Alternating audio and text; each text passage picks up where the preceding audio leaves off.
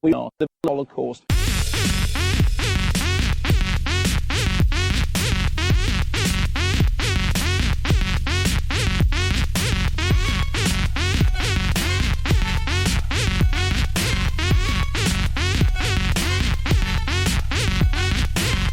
Welcome to We Are the Holocaust.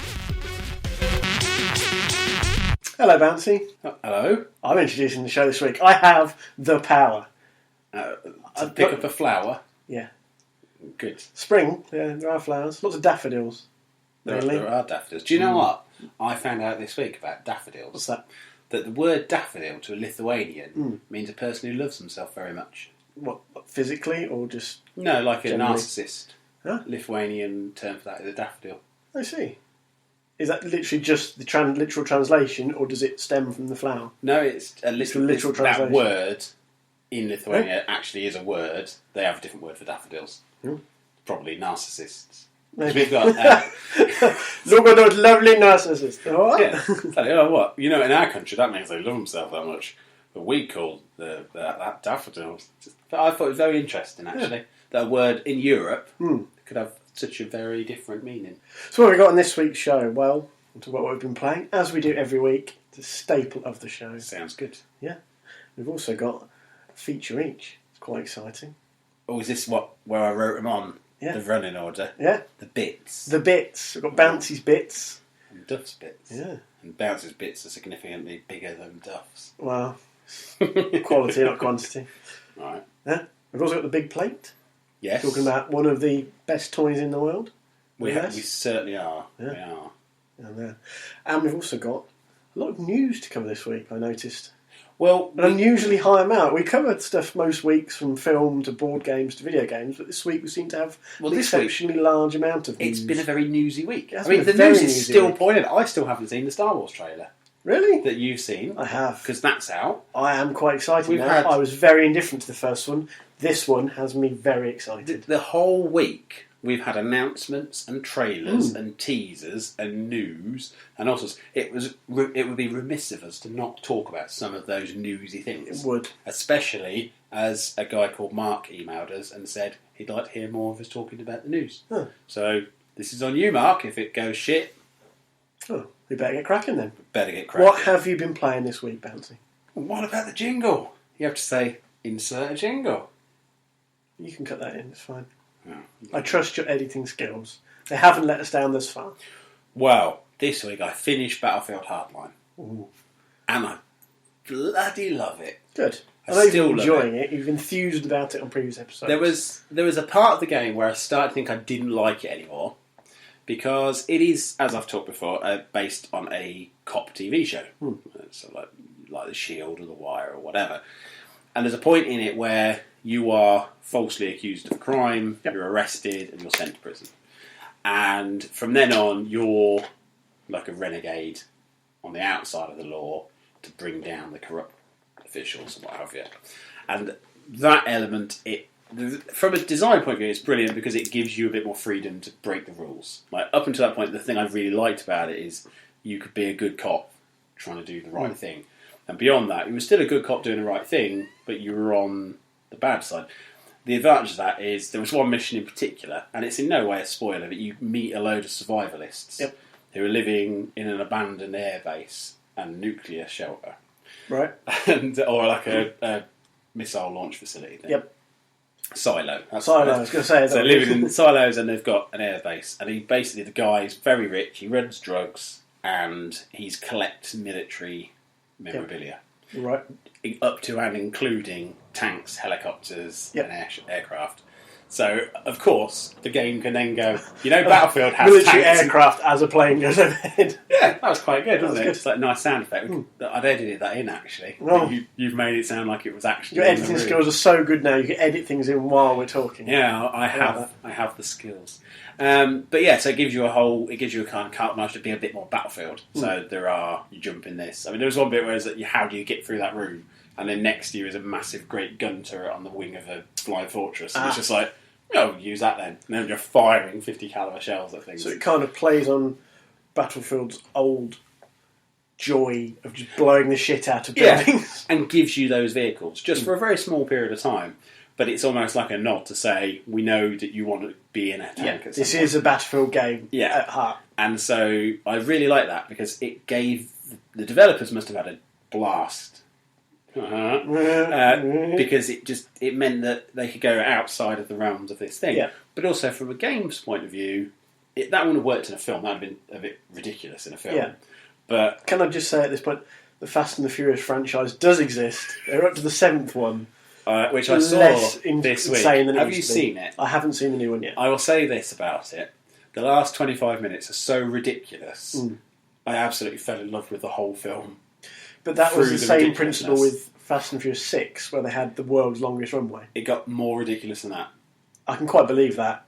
There's a scene in which... I've seen the trailer where he basically drives a car from one skyscraper to the other. So, yeah I can quite believe how... And then, what you don't see is there's another skyscraper on the other side of that skyscraper. Oh. And then he knocks the water cooler over. Like, no, the water cooler! No, someone spills a mug of tea. No. And they're very annoyed. But yeah, that film, there's got The Rock driving an ambulance on top of a Predator drone. Huh?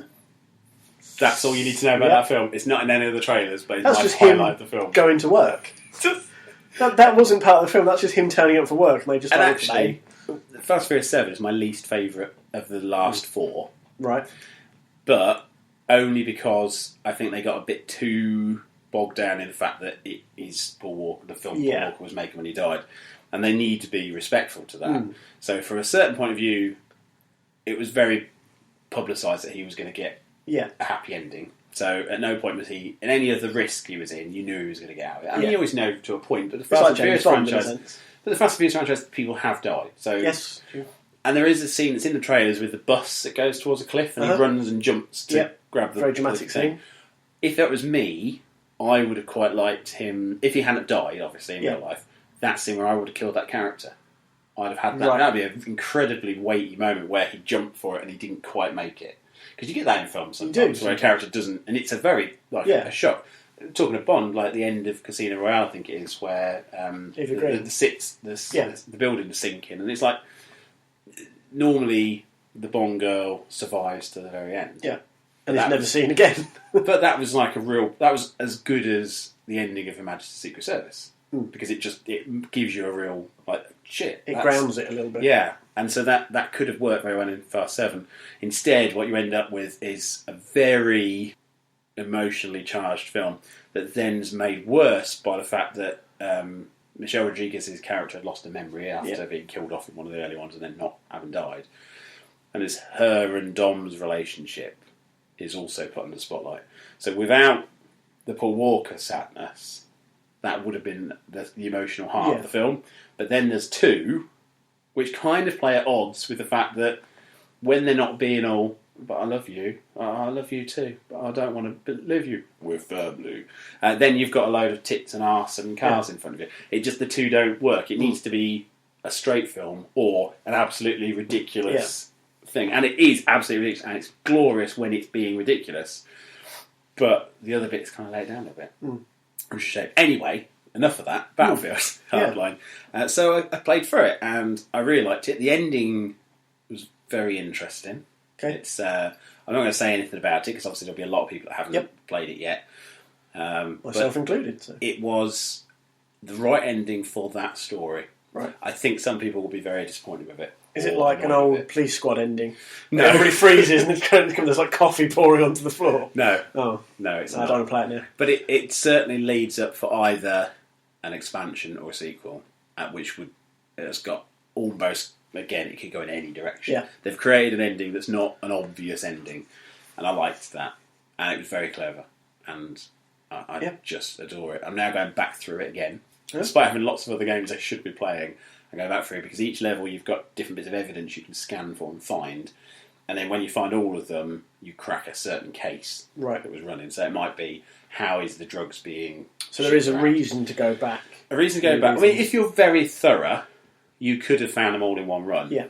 But there's certain scenes like where you're doing a foot chase, and between here and the guy, there are objects to scan for. Now, the game is like checkpoint based, so he'll stop when he gets to that corner. Yeah. So you can run around this room as long as you like, he'll never get away from you. But when you're playing the game, you don't want that. You want the urgency. Yeah, you want it to play destroys the immersion. So I just played the game as I wanted to play the game, knowing I could go back and use the chapters. So I'm going back through it. I'm playing it on the easiest difficulty just so I can get the cases solved. Yeah. And then I'm going to attempt it for a third time on the hardest difficulty, because there's an achievement for it, but also I kind of want the challenge of finishing it, a game that I really like. But I'm going to save that for when I buy it, because I've only borrowed this off a friend. So that's my... When I purchase it, I'm going to play it for new on that game. But touched a little bit on multiplayer, which even with my dodgy connection, I managed to have a few rounds on. Single player kind of unlocks and things give you multiplayer weaponry and perks, which is quite nice. But yeah, it's just a glorious Battlefield game. It's not so much Battlefield 5 as it is a kind of side sequel to 4. Right. Think like Ballad of Gay Tony. No, don't actually. Think like GTA 3, Vice City, San Andreas. They're all still run on the same engine. This is kind of what that feels like. It doesn't feel like a big step forward, but it's a massive step to the left. Right.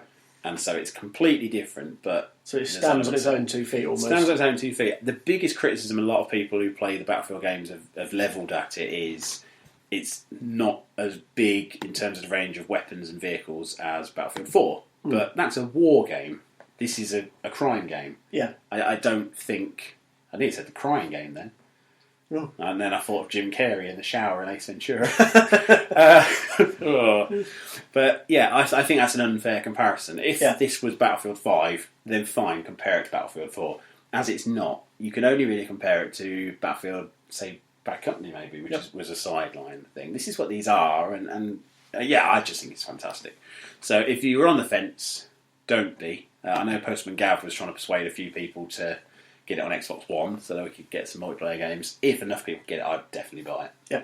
If I knew I could get a squad together of people and actually enjoy the carnage that you get, that would be very much a recommended thing. But yeah, I will feed Mac next week on how, if I've cracked all the cases, I'll be Super Cop, the cop that can't be stopped. Marvellous.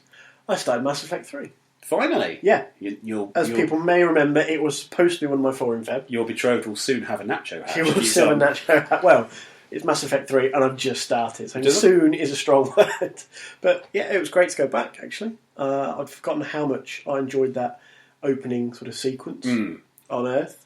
And other than was it the moon you went to or Mars? I can't remember. There was a little bit that immediately followed. I think Mars, but I can't remember. It's been a while. The set piece on Earth, and then you go to the Citadel, and from there, obviously, you can branch out and do what you want. So I've just got to the Citadel.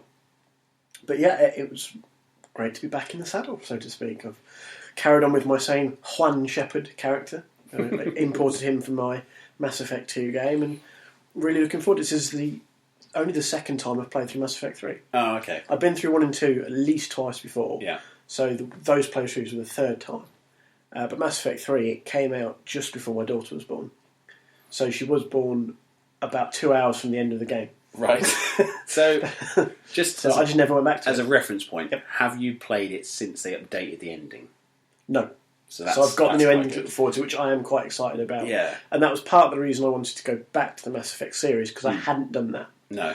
But equally, I kind of didn't want to just use the same character and pick it up from a save point. There was a few achievements to mop up along the way. I still haven't got them all, so it's an excuse to go back again, which I'm not sad about, I won't lie.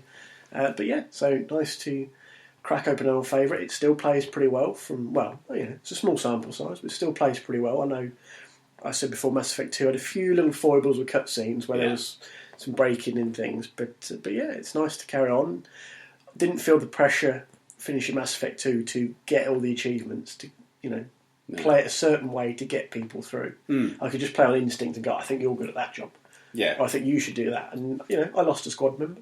But then I quite like that because it felt more real. Yes. I didn't artificially try and stack the dice in my favour. No. I just played it going, I think he was the best person for this. Shit, he's dead. Yeah. And that'll tie into Mass Effect 3. So, yeah, I'm looking forward to getting right back into the life of Commander Shepard. Well, funny you should mention Mass Effect 2 there, because I don't know if you saw the Humble Origin bundle too. I haven't. They did the Humble bundle is obviously, everybody knows, the charitable bundle where you get some indie games. Yep. And about 2 years ago, EA got involved and they did the Humble Origin bundle. And it came under a lot of fire. Mostly because PC Master Race gamers said, I don't want to use Origin, this is just trying to make me use Origin. Yeah. And other people said, look at EA, God, they're trying to make money out of a charity. Now, they took no cut for this, it was all donated. And they gave away, I think, 12 games. In there was Dragon Age 2, Dead Space 1 and 3, Command & Conquer, Red Alert 3, the Uprising, whatever it was called. There was a whole range of bits in there, basically. Well, they're doing a new one. So, for 70 pence, you can get Dragon Age Origins on Steam and Origin. Okay. Peggle, Dead Space 2 on Steam and Origin. Medal of Honor War Chest, which was the original Allied Assault one on PC, and all the expansions. Plus Command & Conquer Generals, which was the last traditional top-down Command & Conquer, plus the Zero Hour expansion. All for 70p. So you get them all for 70p. All of those for 70p. That is insane. Right. If you pay, which at the moment is $4.91, which was about £3.30, you get all of that, plus Mass Effect 2 on Steam or Origin, Bejeweled 3 on both, Dragon Age 2 on Origin, and Plants vs Zombies Garden Warfare. Which you're a big fan of. Which I'm a massive fan of. And to be honest, out of that whole set, it's worth it just for that. Because that's only been out a year. Yeah. Of all the others, you could say, well, okay, I've played Mass Effect 2, that's an old game, Medal of Honor War Chest. But Garden Warfare is a big new game, and it has a massive online support still. So you might struggle to find online for the others, but not with that. And it's like £4 for 9 games plus expansions, and they're going to add some more games as well. Yeah. It's absolutely crazy. They've currently, at time of recording this, they've sold almost 300,000 bundles. And I dare say, let's have a look what they made. Total payments, almost $1.5 million. Gee whiz. So that's going towards Build On charity, the V Foundation for Cancer Research, and Girls Who Code. Now, Girls Who Code, I gave all of my share to them. They are... See, sometimes I get a bit annoyed by charities that are aimed just at women or men. But this is particularly aimed at getting women into coding and making games, which... It's hard enough at the best of times. Well, my daughter, her school... Just in general, getting people into coding isn't easy. Exactly. So. My daughter's school became a federation under an academy group.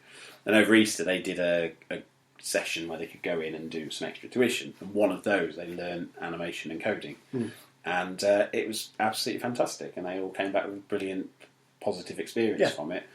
And from that, when I saw the thing I just thought... Well, how much enthusiasm my daughter had for it, out having zero interest whatsoever, if they can finance similar kind of projects, then that's good. So although I am obviously, I would like to think that cancer research is as important. Yeah. For me, there's a personal attachment. I wanted to give that to that one charity, because they'll get, I mean, if you think, if most people are giving it a 33% split, they're getting $500,000 each.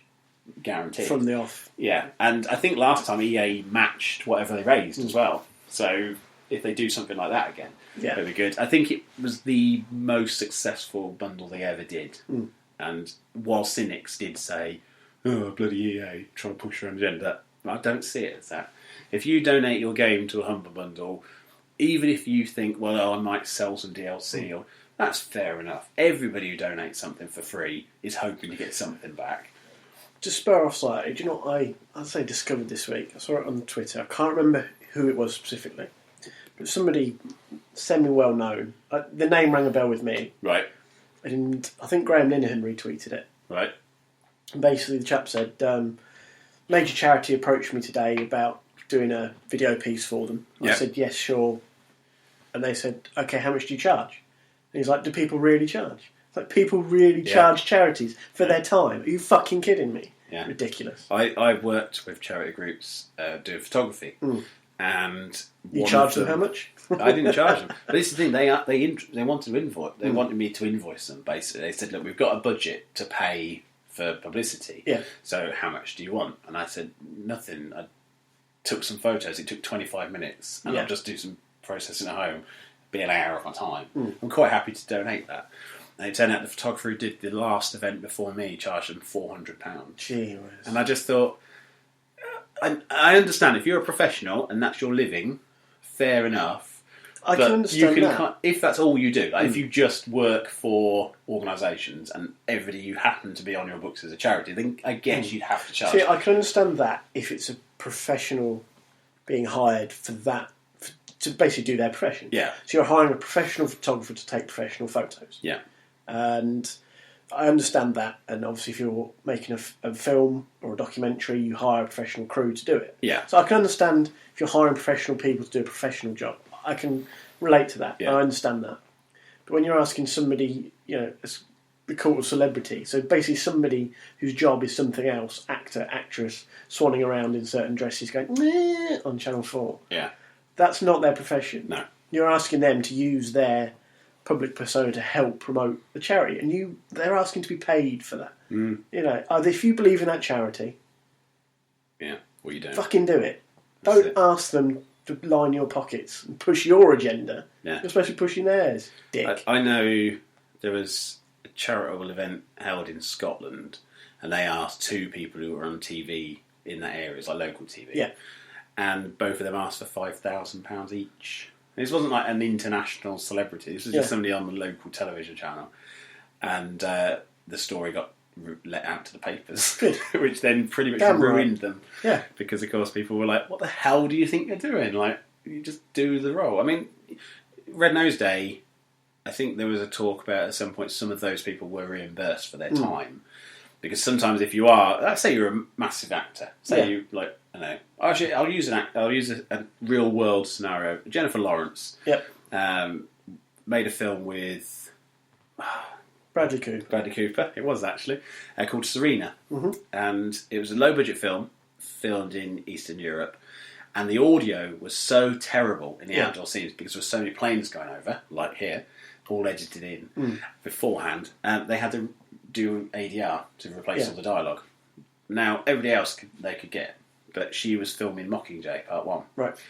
And so they had to release her from that film. And it cost more than the entire budget of pre- and post-production to get her for one 24-hour recording session than it did for the rest of the film put together. It's insane. It was something like $5 million, I think they had to pay to get her for 24 hours out of that film. And, so if somebody's like that and their time is so valuable, but they can... anybody's time that valuable? But here's the thing. There are a load of people who, unfortunately, are quite easily led if somebody who they really like off telly does something. They'll go, oh, I don't know. Oh, yeah, no, I agree. There is a value I understand to it. that. But you take my point. Yeah. And similarly... last week, I was watching on Periscope, which is now my favourite app ever. And look out for that more often, listeners, because if you were paying attention, you might have seen a special Easter recording I did on it, where I did a podcast that never got released, but it was released on Periscope.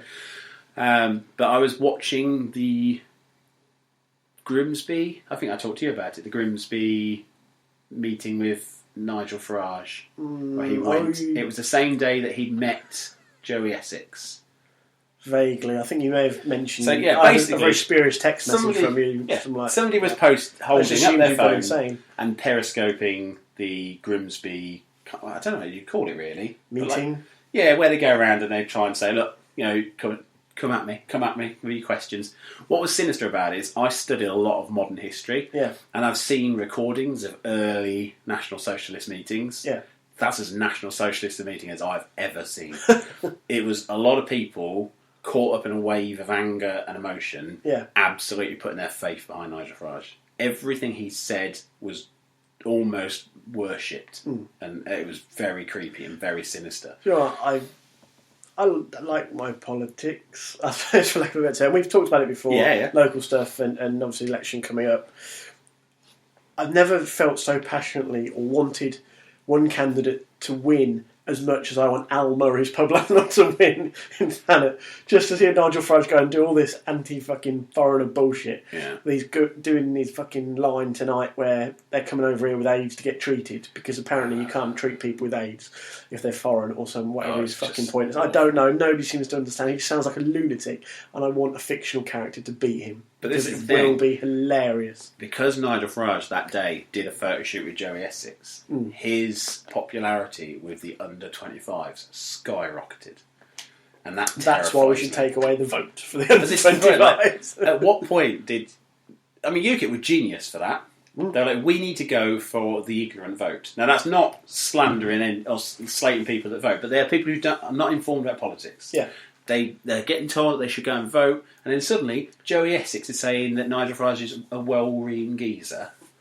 And people are like, that's all they need. Similar mentals. That's all they need to hear. Stature. Yeah, oh, hang on, Joey Essex likes Nigel Farage. Well, he's all right in my book then. And you did get that with the yes and no vote, like from a few years ago, when Eddie Izzard was on one side, and I forget who the other one was, but I was on the same side as Eddie Izzard, and I genuinely was annoyed that the other comedian, I can't remember who it was now, was on the no, or the yes, whichever one I wasn't. I wanted the new change, so I think that was yes, but no one, I think. But anyway, I was annoyed that there's a comedian, and I was like, I don't want to watch that comedian anymore. It genuinely bothered me that they're on the side. And I do feel that UKIP were very clever in setting up that specific PR stunt, because I haven't seen anybody else do something like it in this election. No, that's fair. They are excellent at exploiting ignorance. Yeah, and making everything PR friendly and TV friendly. I mean, you only have to look on the news and everything's about UKIP, good or bad. They're on the news. True. You know, I couldn't name the leader of the Green Party, and I know I'm interested in politics, but I can't remember her name. For the life of me, I couldn't remember her name. But I know Nigel Farage, because I don't want to. Nicole Bennett? It's something like that. But this is the point. You're right there. So that's yeah. But then you've got Nicola Sturgeon, who's now very much front and centre. Everyone knows her, and rightly so. And Leanne Jones as well. Yeah. But the Green Party is essentially the fifth ranked English election. Yeah. I mean, my local election, I've got, as I said to you earlier, Conservative, UKIP and Green. I've got 2 Green candidates in Elm, which is weird. There is a duck pond. There is a lot of trees and fields, so I guess that would help.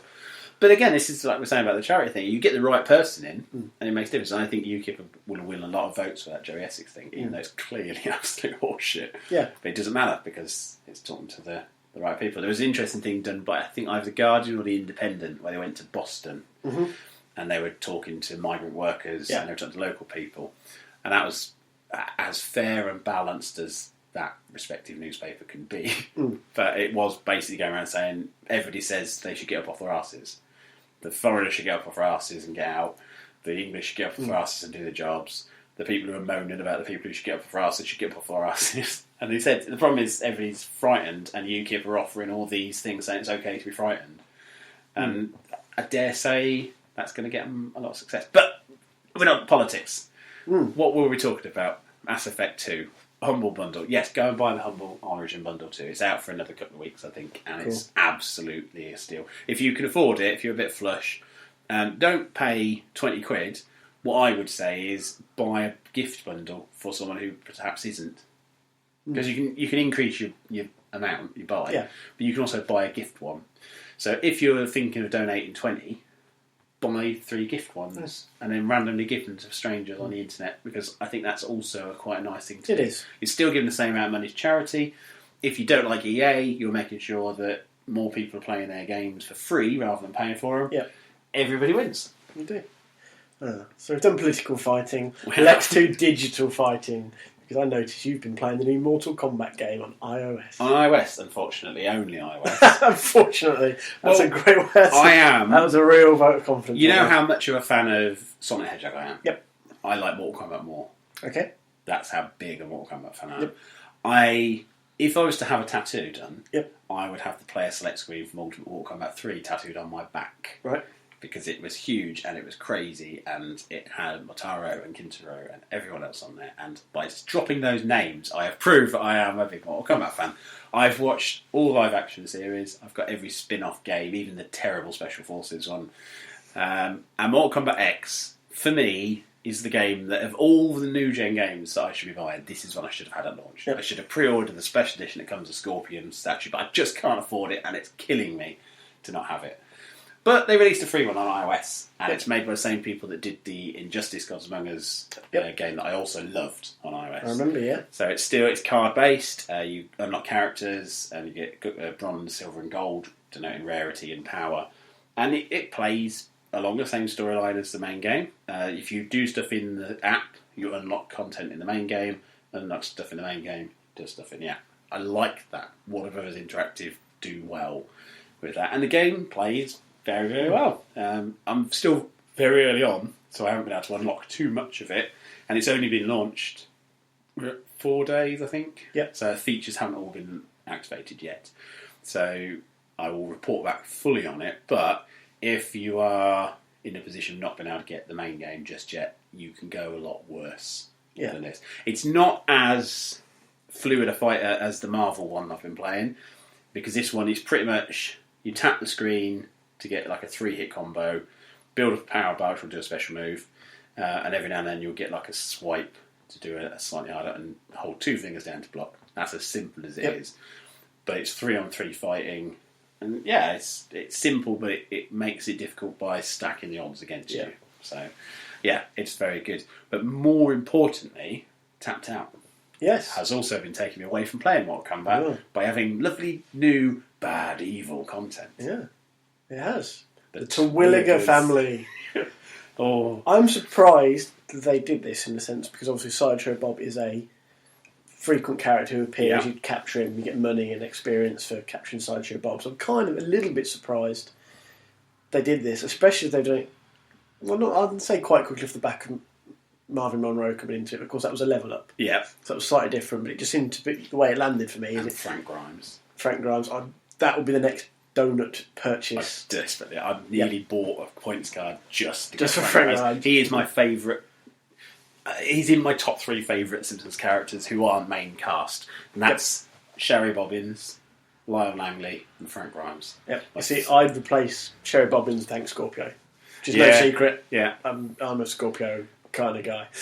But yeah, I'm interested. I've only just started it. I've literally just started the second quest.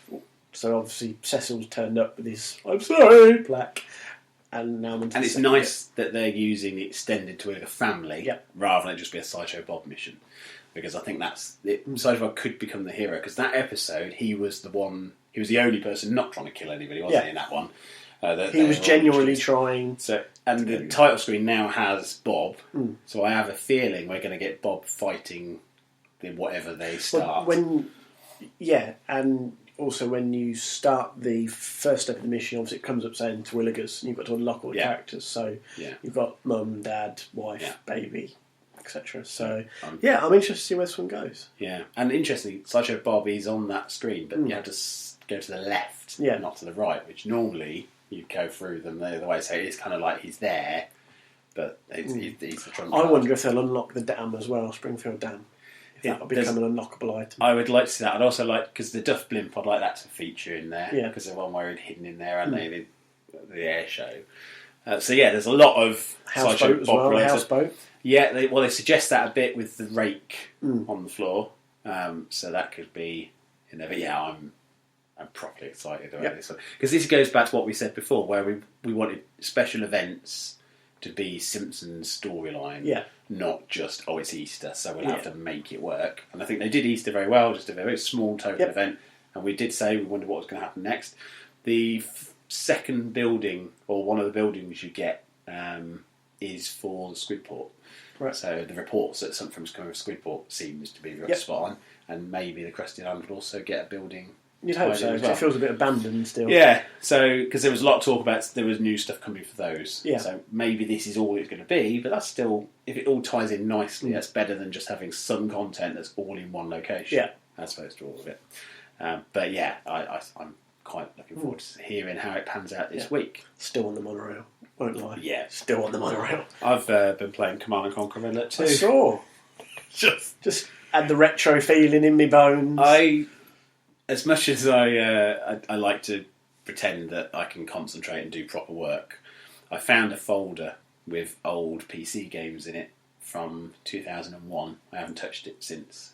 I saw you tweet some pictures out. Yeah, and all of them are stone cold classics. Stone cold. And the Red Alert 2 came from the first decade collection they did, which I bought from Argos for $29.99 when it first came out, because nowhere else sells PC games like that. And I had absolutely no issues buying it because what it did is it gave you Command & Conquer, the first one, that would run on a modern PC because the older ones wouldn't. And I had that, but it wouldn't play. And so I went through, but loading it up, and it went enter serial key. And I was like, oh, I've got a disc. I don't have a serial key. I've just got the disc. Shit. So then I thought, well, what did I used to do for like when I used to download games back in 2000? I go, well, I'd get a keygen off of a torrent site. I went to a torrent site. I just went Command & Conquer Red Alert 2 keygen, crack. And I was trying to think, is that what I used to type? Crack keygen? Yeah, that is what we used to do back in the day. There wasn't a keygen for it. I was like, oh, this is shit. Then I remembered, now this was before unique serial numbers. These were like multiple use. They weren't one-time onlys. Yeah. So I just Googled Command & Conquer first decade instruction manual, found an image, somebody had scanned the back page in, for just like, this is what I think, found a photo with the code on, typed the number in, it installed perfectly. Well done, EA. Yeah. Of 15 years ago. That was a genius. How times have changed. But it did make me laugh that's how secure it was, really. It was just like, that code works, that's fine. You play your game that you paid for. Because that's the irony, is that if you've lost a serial key from a 4-year-old game, you might not be able to ever play it. Yeah. And so I went in.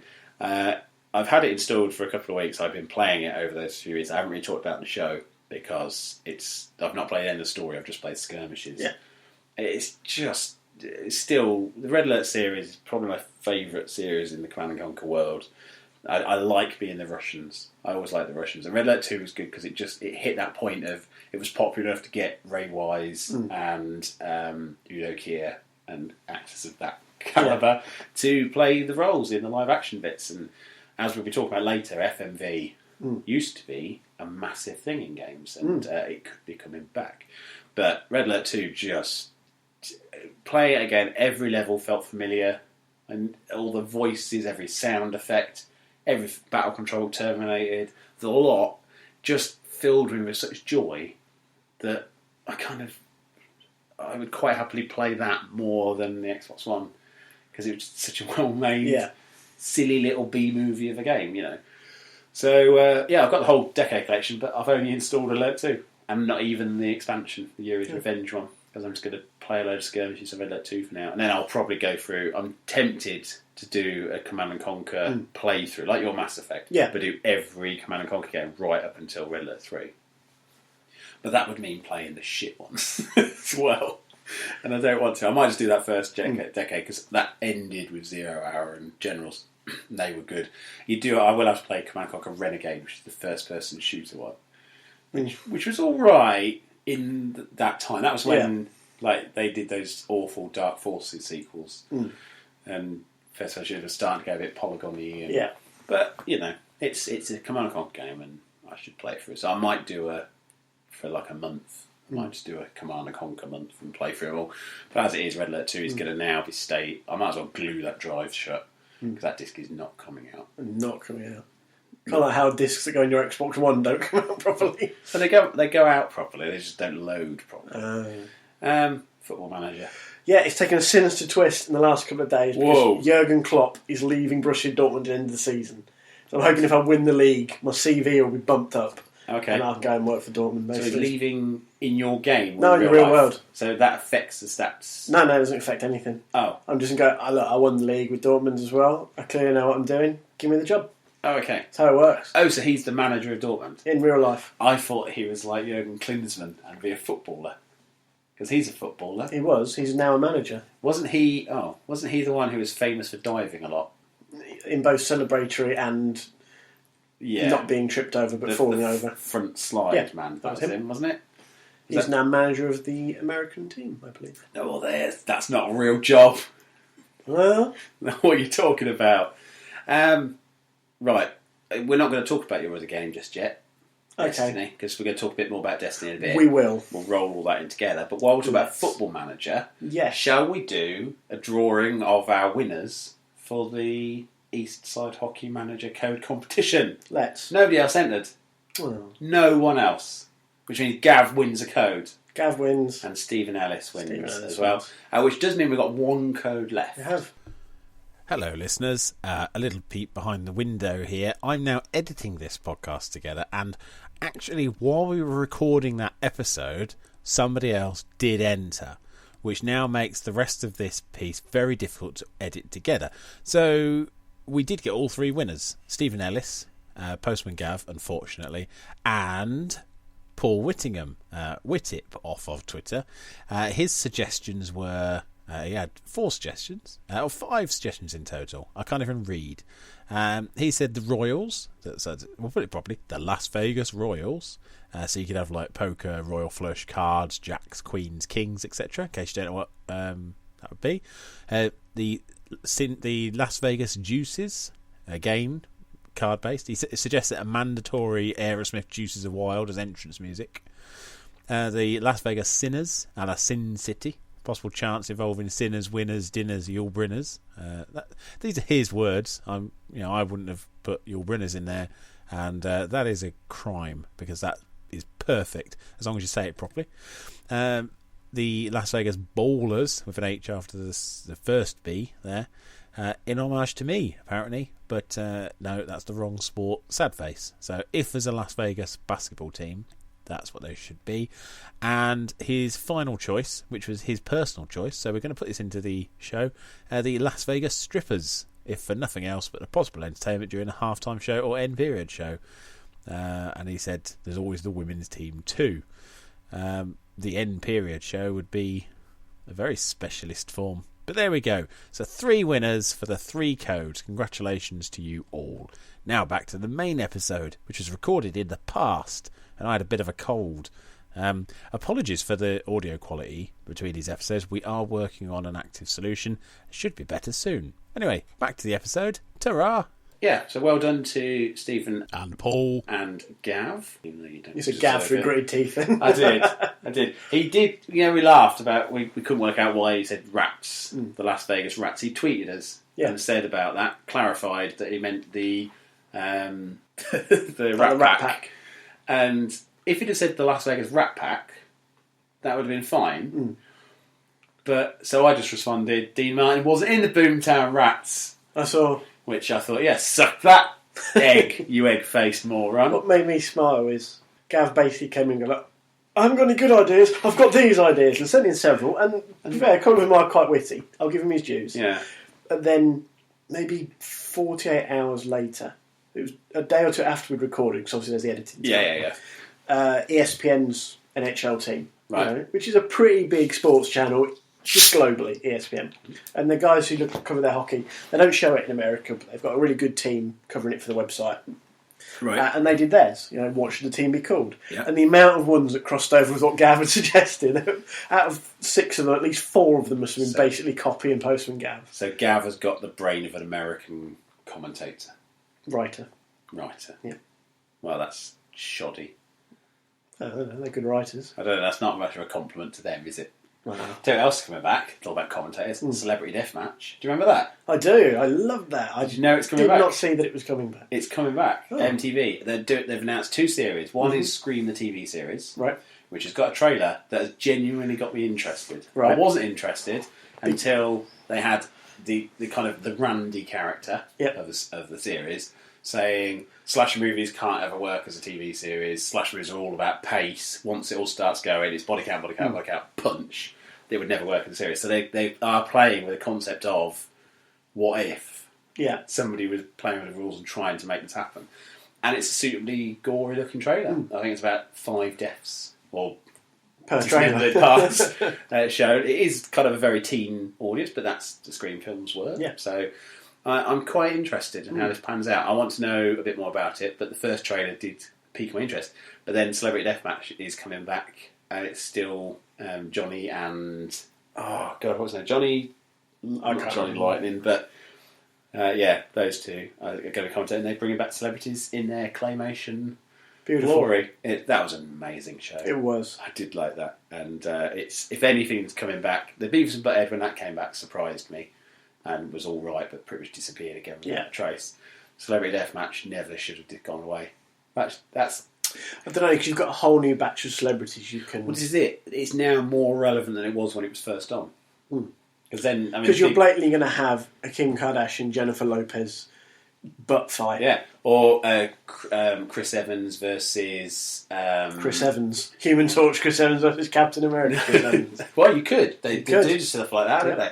I'm thinking about was it Chris Evans who punched that little shitty singer? What's his name? Justin Bieber. Yeah, somebody punched him in a nightclub because he was going out with his ex or something like that. I couldn't tell you. But anything like that. We're living in an age now where Justin Bieber's blatantly going to be in it. Perez Probably every week getting killed. Perez Hilton is basically going to write the running Yeah. for each show because we now live in an age where everybody's spat is broadcast around the world. Whereas then it was, late 90s, I'd dare say, early 2000s? Yeah, it's about then, yeah. Steve Austin was still a wrestler at that point, and the Spice Girls were still a thing because they fought Hanson in one of my favourite ever episodes. But, that was such a good show. So, yeah, that's coming back as well. So well done to you two for winning. And Paul. We will get those codes out to you. And Paul. Maybe not tonight. We'll wait until the show goes out so they can have the surprise of knowing they've won, and then they'll get the codes. So we'll send the codes out Saturday when we send the tweet. Yeah. That's what we'll do. Right, let's have some news. This is the news. That was eerie. It was. How well that worked. Rock Band is coming back. I saw. Now, this was announced... Well, we'd known for a little while that Harmonix would teasing Been rumours and, so they but now it's teased it. officially coming. It will work with all previous DLC, which is quite nice for the community. And I also think that's the right move because they do that before with the other ones. You could everything with DLC. They've always kept it like that. So to stick with that path is good. And they're hoping to have 100% support for peripherals as well. Yes. Which is also quite a big deal for people who don't want to have to buy a whole band setup. Yep. Now, this was all going really well. And then Activision went, hey, do you remember Guitar Hero? Hey, do you remember Guitar Hero? Well, we've got a new Guitar Hero, and it's going to be called Guitar Hero Live. And they showed a trailer. I don't know if you've seen the trailer. I haven't watched the trailer. It's a live-action trailer. I've seen stills, but I haven't seen the trailer. So you've pretty much seen the trailer. So it's now a first-person... You are the guitarist game in a band. Now, here's the interesting bit, and this is the dilemma I've got. I really like Guitar Hero, and I really like Rock Band. There's not much between them in my mind. No. When Rock Band came out, a lot of people suddenly turned on Guitar Hero and said that Guitar Hero was just a bit too cartoony, a bit too arcadey. Rock Band was better because you felt like you were part of a real band. Right? When this comes out, Guitar Hero Live, I'm talking about, I'm pointing at the screen like it doesn't make a difference. People went, I want Rock Band. Rock Band's more fun. This just looks like you're in a band. It's like, what? At what point is Guitar Hero ever going to get it right? They told you don't feel like you're in a band. Then they make it absolutely categorical. You couldn't feel more in a band if you tried. Unless you're in a band. It's live action audiences and bandmates who will react to your playing and talk to you and support you and stuff, which is, in my mind, brilliant. And people are like, I don't want that. You don't have an opinion anymore then, because you said it was just too much fun and jokey and now too much fun. And now it's like, Rock Band would be better because it's... I mean, we don't even know what Rock Band's going to do. Yeah. They've not shown anything of it. And so I think Guitar Hero Live is quite exciting. $79.99 with the new guitar, which got 6 buttons, which are 3 on top of 3. Yep. So you've got chord patterns and stuff, which is... I like that idea. The 3 will make it very easy for beginners, and the chord pattern will make it very challenging for pros. Yep. It isn't compatible with previous DLC or games, but it is coming from the people who made DJ Hero, and not the people who made Guitar Hero. Now that gets me more excited, because the people who made DJ Hero absolutely, at their core, love music. You can play those games, from their choices, that was the point of it. And they said the reason they went with the live action is they wanted you to feel and see more of it. Not just pick up a plastic guitar and play along to a cartoon character. They wanted you to feel like that was part of the experience. So that's all good. That's all fine and well. But then they said the Guitar Hero TV, which is where it's quite exciting. Now, this is a 24-hour, potentially streaming music video service. Right. That you can plug your guitar in at any time and play along to music videos. So is this through your console? Through your console. Yep. So I would imagine there'll probably be a subscription associated because obviously they're going to have to license a lot of music. It's running for 24 hours. Now they haven't categorised whether it's a library of games that songs you pick from, so like something you'd find on Spotify, or whether it's going to be just streaming videos that you don't get a choice of, and you literally just pick up, put down. Yeah. Now, if it's the latter, I'd absolutely love that, because it would mean I would play songs I probably wouldn't normally have played along to, and I'll discover music I would never normally have discovered. Which was kind of part of the point of these games in the first place. It had a very wide variety of different genres. Yeah. And then, or the other option is it's like a Netflix of Guitar Hero songs. Yeah. Where you pay a subscription, you access a library, and you can play any of those songs. Now, that's even better. Because what that would do is... And I had this argument with someone today where they said, that's a shit idea. I don't want to have to pay a subscription to get to Guitar Hero songs. I was like, well, okay, well, say there's 500 songs on there, and you want to play 10 of them. If you go by the old Guitar Hero thing of paying £1.20 a song, that's £12. What, 5 songs? 10 songs, sorry. I thought so it was 5. So you've got £12. Yep. Done straight away. Well, if it's £12 a month, you're not paying anymore. But you've then got 488 other songs that you could potentially play along to. And that's the point. You shouldn't... If you're investing your own money, you'll only buy songs you like. You're never going to try something that's a challenge or try something that your friend's got a high score on. One of the hardest things for me when I had Rock Band is I always wanted to buy the tracks everybody else was buying so I could compete with their scores. When Rock Band Blitz came out, I bought games and track packs just to have more to play. The potential of just having a massive amount to choose from and just go, I've never heard of the Black Keys. I have heard of the Black Keys, but I've never heard of the Black Keys. Yeah. They've got 3 songs in there. I'll just have a listen and play along. Oh, I quite like the Black Keys. That's nice. I've discovered a new band that I quite like. And that's what these games should be all about. It's playing the good song and enjoying the song. And so, as far as I'm concerned, Guitar Live has certainly got a lot more potential than what people seem to think. I think it's the FMV stuff. As we said with Red Alert 2, FMV was very much a 90s thing that died out and most people were glad to see gone. And mostly because it wasn't used very well. It was usually cheesy, cheap, nasty stuff. You had things like Mad Dog McCree and all those kind of Laserdisc games. I did jokingly put on here, like, obviously now that FMV's back, we're going to get Night Trap 2, Sewer Shark 2, and Revolution X featuring Aerosmith 2. But I don't want any of those things. No. Night Trap 2 I quite like, actually, because Outlast has shown us that horror works again.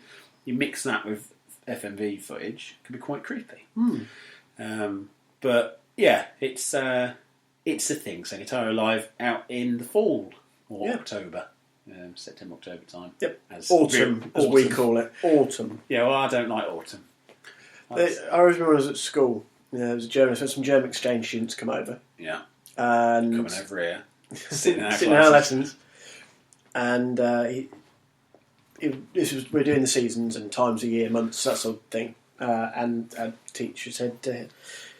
He said, is it autumn in Germany? Or she said, and the young girl said, we call it the fall. And he went, yeah, that's an American thing. We call it autumn. It was so dismissive. And it was almost waiting for him to go, look, who won the bloody war? It's autumn. But it was just the entire tone was fantastic. Yeah, that's an American thing. Okay. Well, I'm happy about that. I like it when things like that happen. So what, when you dismiss German's use of American? Yeah, just when you get those teachers who just like, no, I do like those teachers. Right. Destiny. Go on. Yes. Run us through all this exciting Destiny stuff. We've learnt a lot more about the new House of Wolves expansion pack, which is due to arrive on May 19th. Yeah. Now that was one of the first things we learnt about it. It was because it was kind of leaked early. So whereas the teaser trailer Bungie put out just said May, I can't remember, it was one of the websites that actually just put the date, May 19th. Like, so it is May 19th.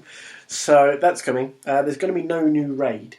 Which I noticed you were a bit annoyed about. Yeah, because I've grown fucking sick of the Crota's End raid. But maybe there's other content that would be better than a raid. Possibly. Because the Crota's End, let's be honest, you haven't had much nice to say about it. No. So if they're just doing another one like that, that's not something that's we a should be fair point. excited about. No, that is a completely fair point. And one of the things that they are hinting at, there's some new social areas. So there's the tower. Because the reef is now going to they're going to open up the reef, and there's going to be a social area in the reef. I think they've called it, is it the Queen's Bay? I'm just going to check. It looks like it's the Queen's Bay, which is, as I said, your social space. And there's also something called Halls of Amentet. Halls of Amentet, which, again, looks like a possible new space related to the Trials of Osiris, which we don't know a huge amount about yet. Not Sounds like officially. Stargate. It is getting a little bit like that, yes. There's a new strike coming in called the Shadow Thief, which apparently is set on the moon. But one of the things which has caught my eye is the Prison of Elders, which sounds like a horde mode style. Oh, that would be good.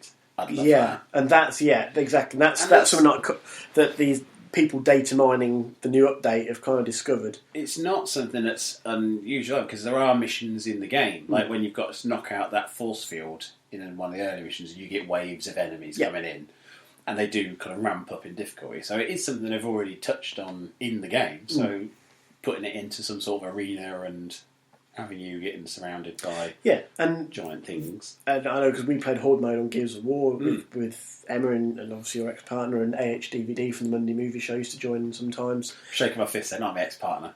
AHDVD. And so that idea of being able to do that again, it actually does. It does make up for the lack of the new raid because. As regular listeners know, I play pretty much every week with Synaptic Flare and Digital Flare.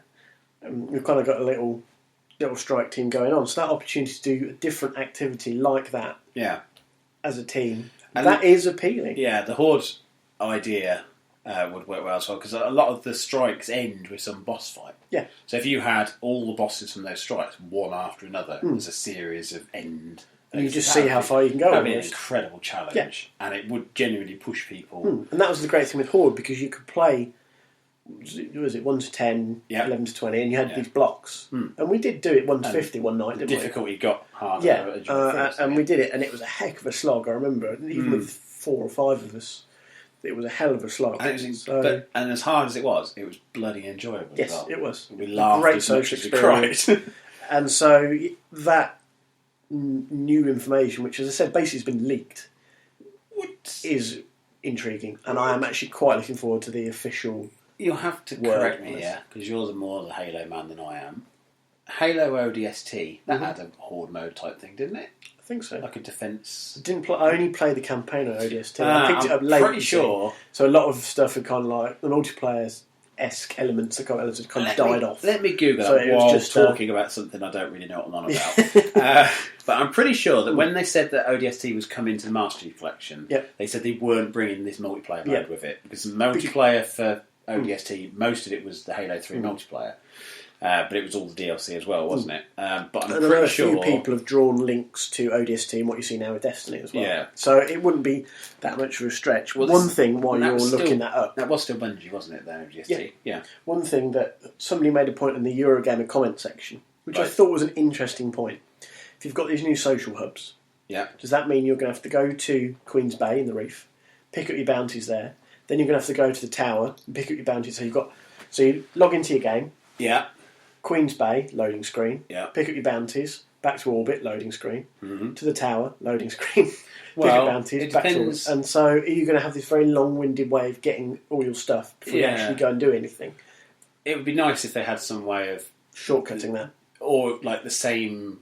You can collect the things from either. Yeah. Would be quite nice. Right, Firefight. That was the name of it. That was it. There we go. Single or cooperative campaign mode in ODST and Halo Reach, where 4 players can cooperate and fight waves of Covenant attackers. So both the games. In fact, they've said it being in Reach. I think Emma and I had a go as a duo. So they've done that before. So let's hope that is, because I would. That would certainly get me playing Destiny again. I've got the season pass, as you know. I know you were talking on Twitter about it did make you reconsider when you found out there wasn't going to be a new raid.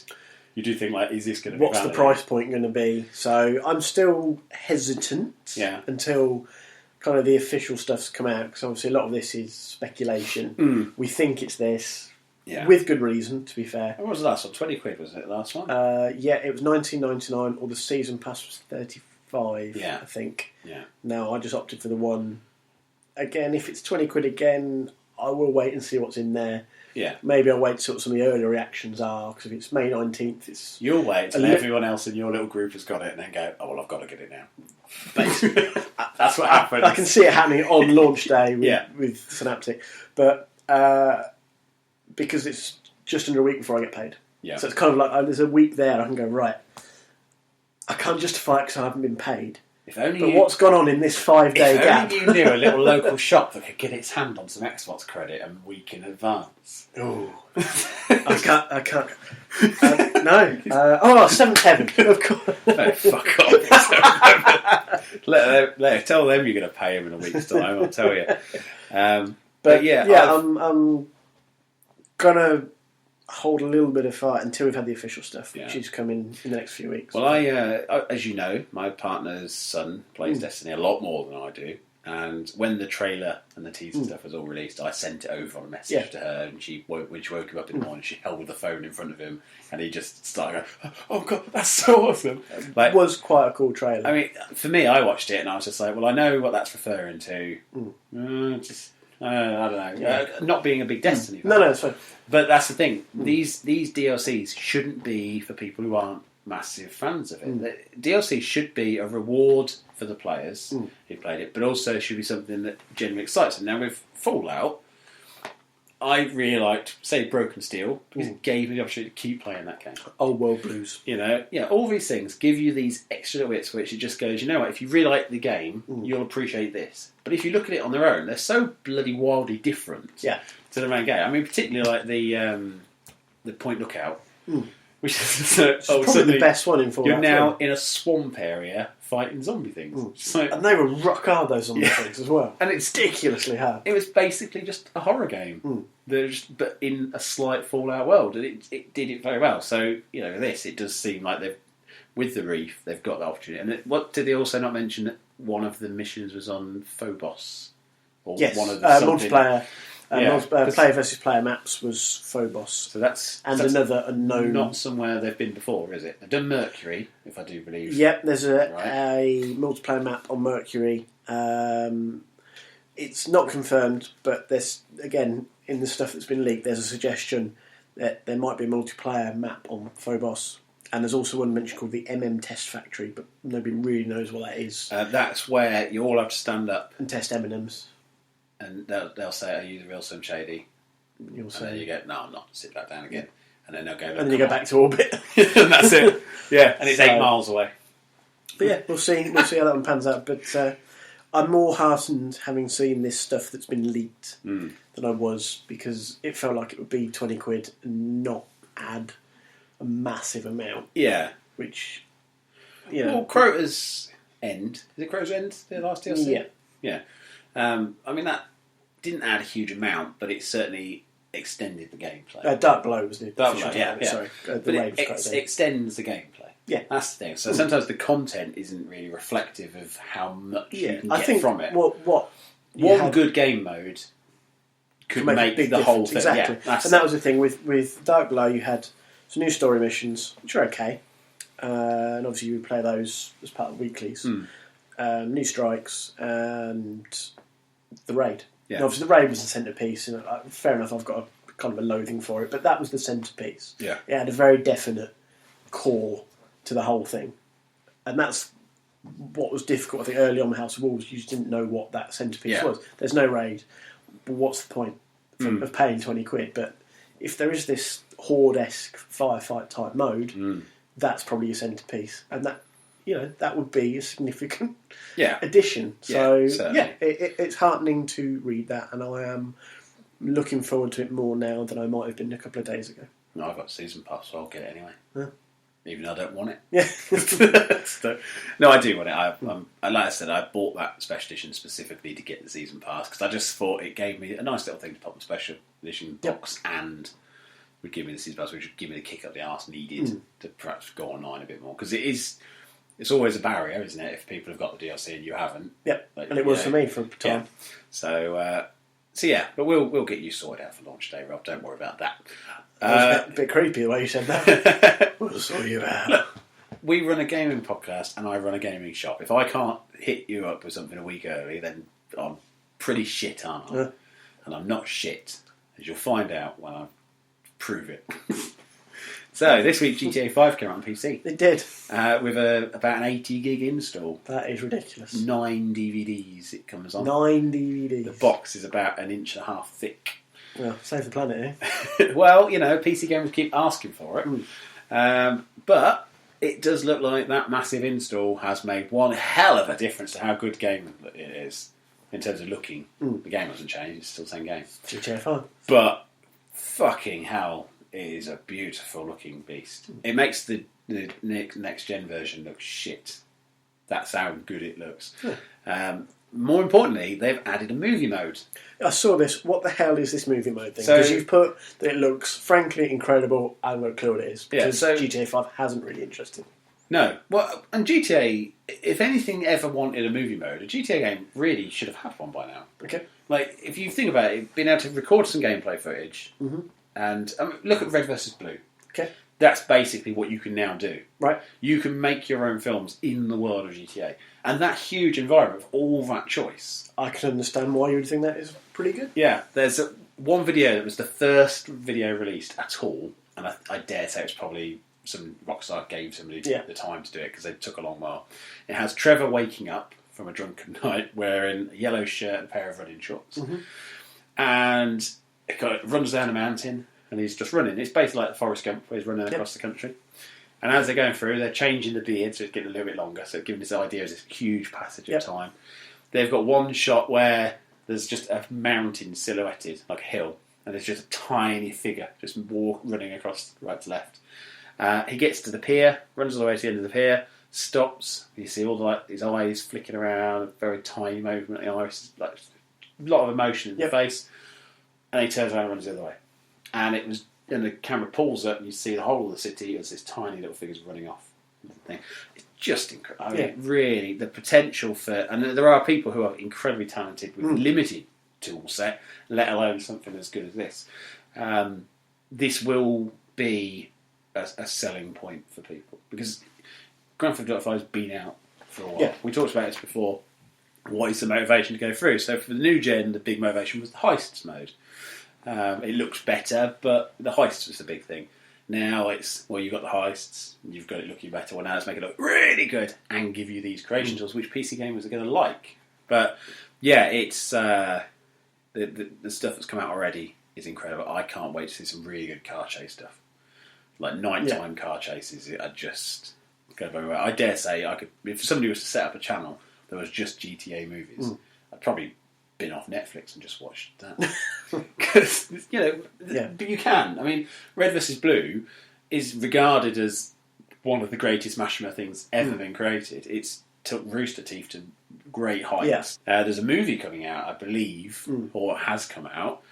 And what is it? It's people with Halo characters going, just standing there, just coordinating it with using limited camera things. And then the theatre mode obviously came, and Forge mode and stuff like that to help make that a bit more realistic.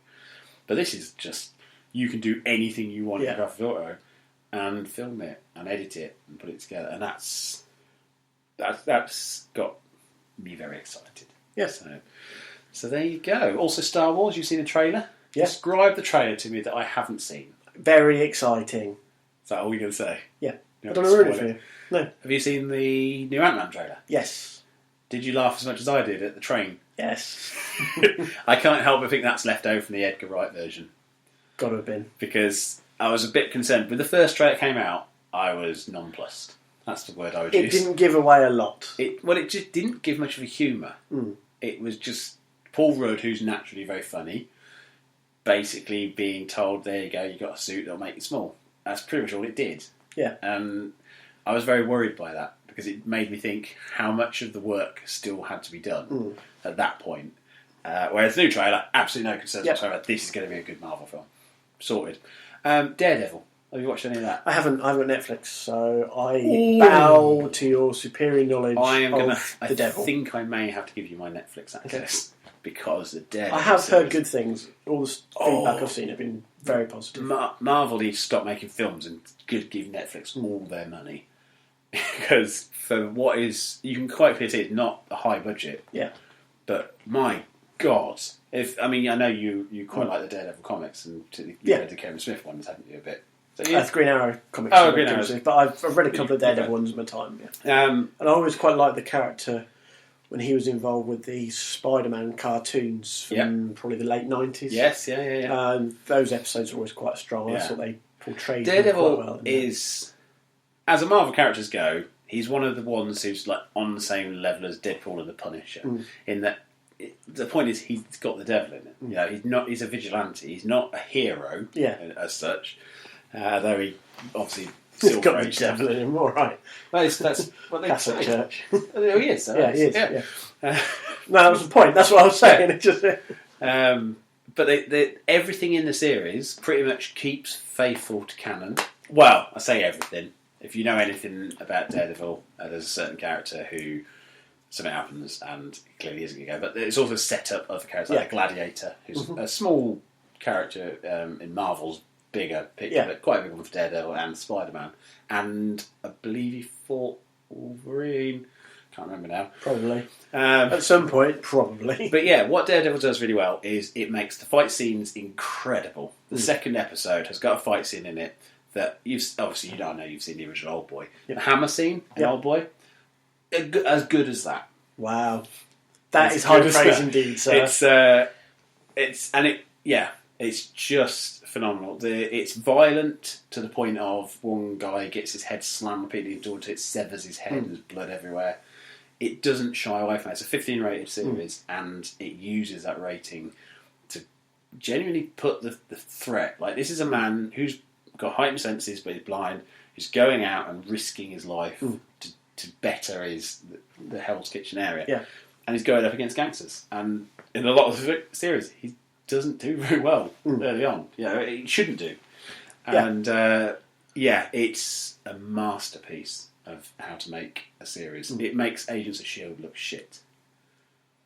See, Agents of S.H.I.E.L.D., I like Agents of S.H.I.E.L.D. I wouldn't class it as a masterpiece by any stretch. I like Agents of S.H.I.E.L.D. This makes Agents of S.H.I.E.L.D. look shit. The only annoying thing for me is this is now another Marvel series that's diffracted. So Agents of S.H.I.E.L.D. you can get.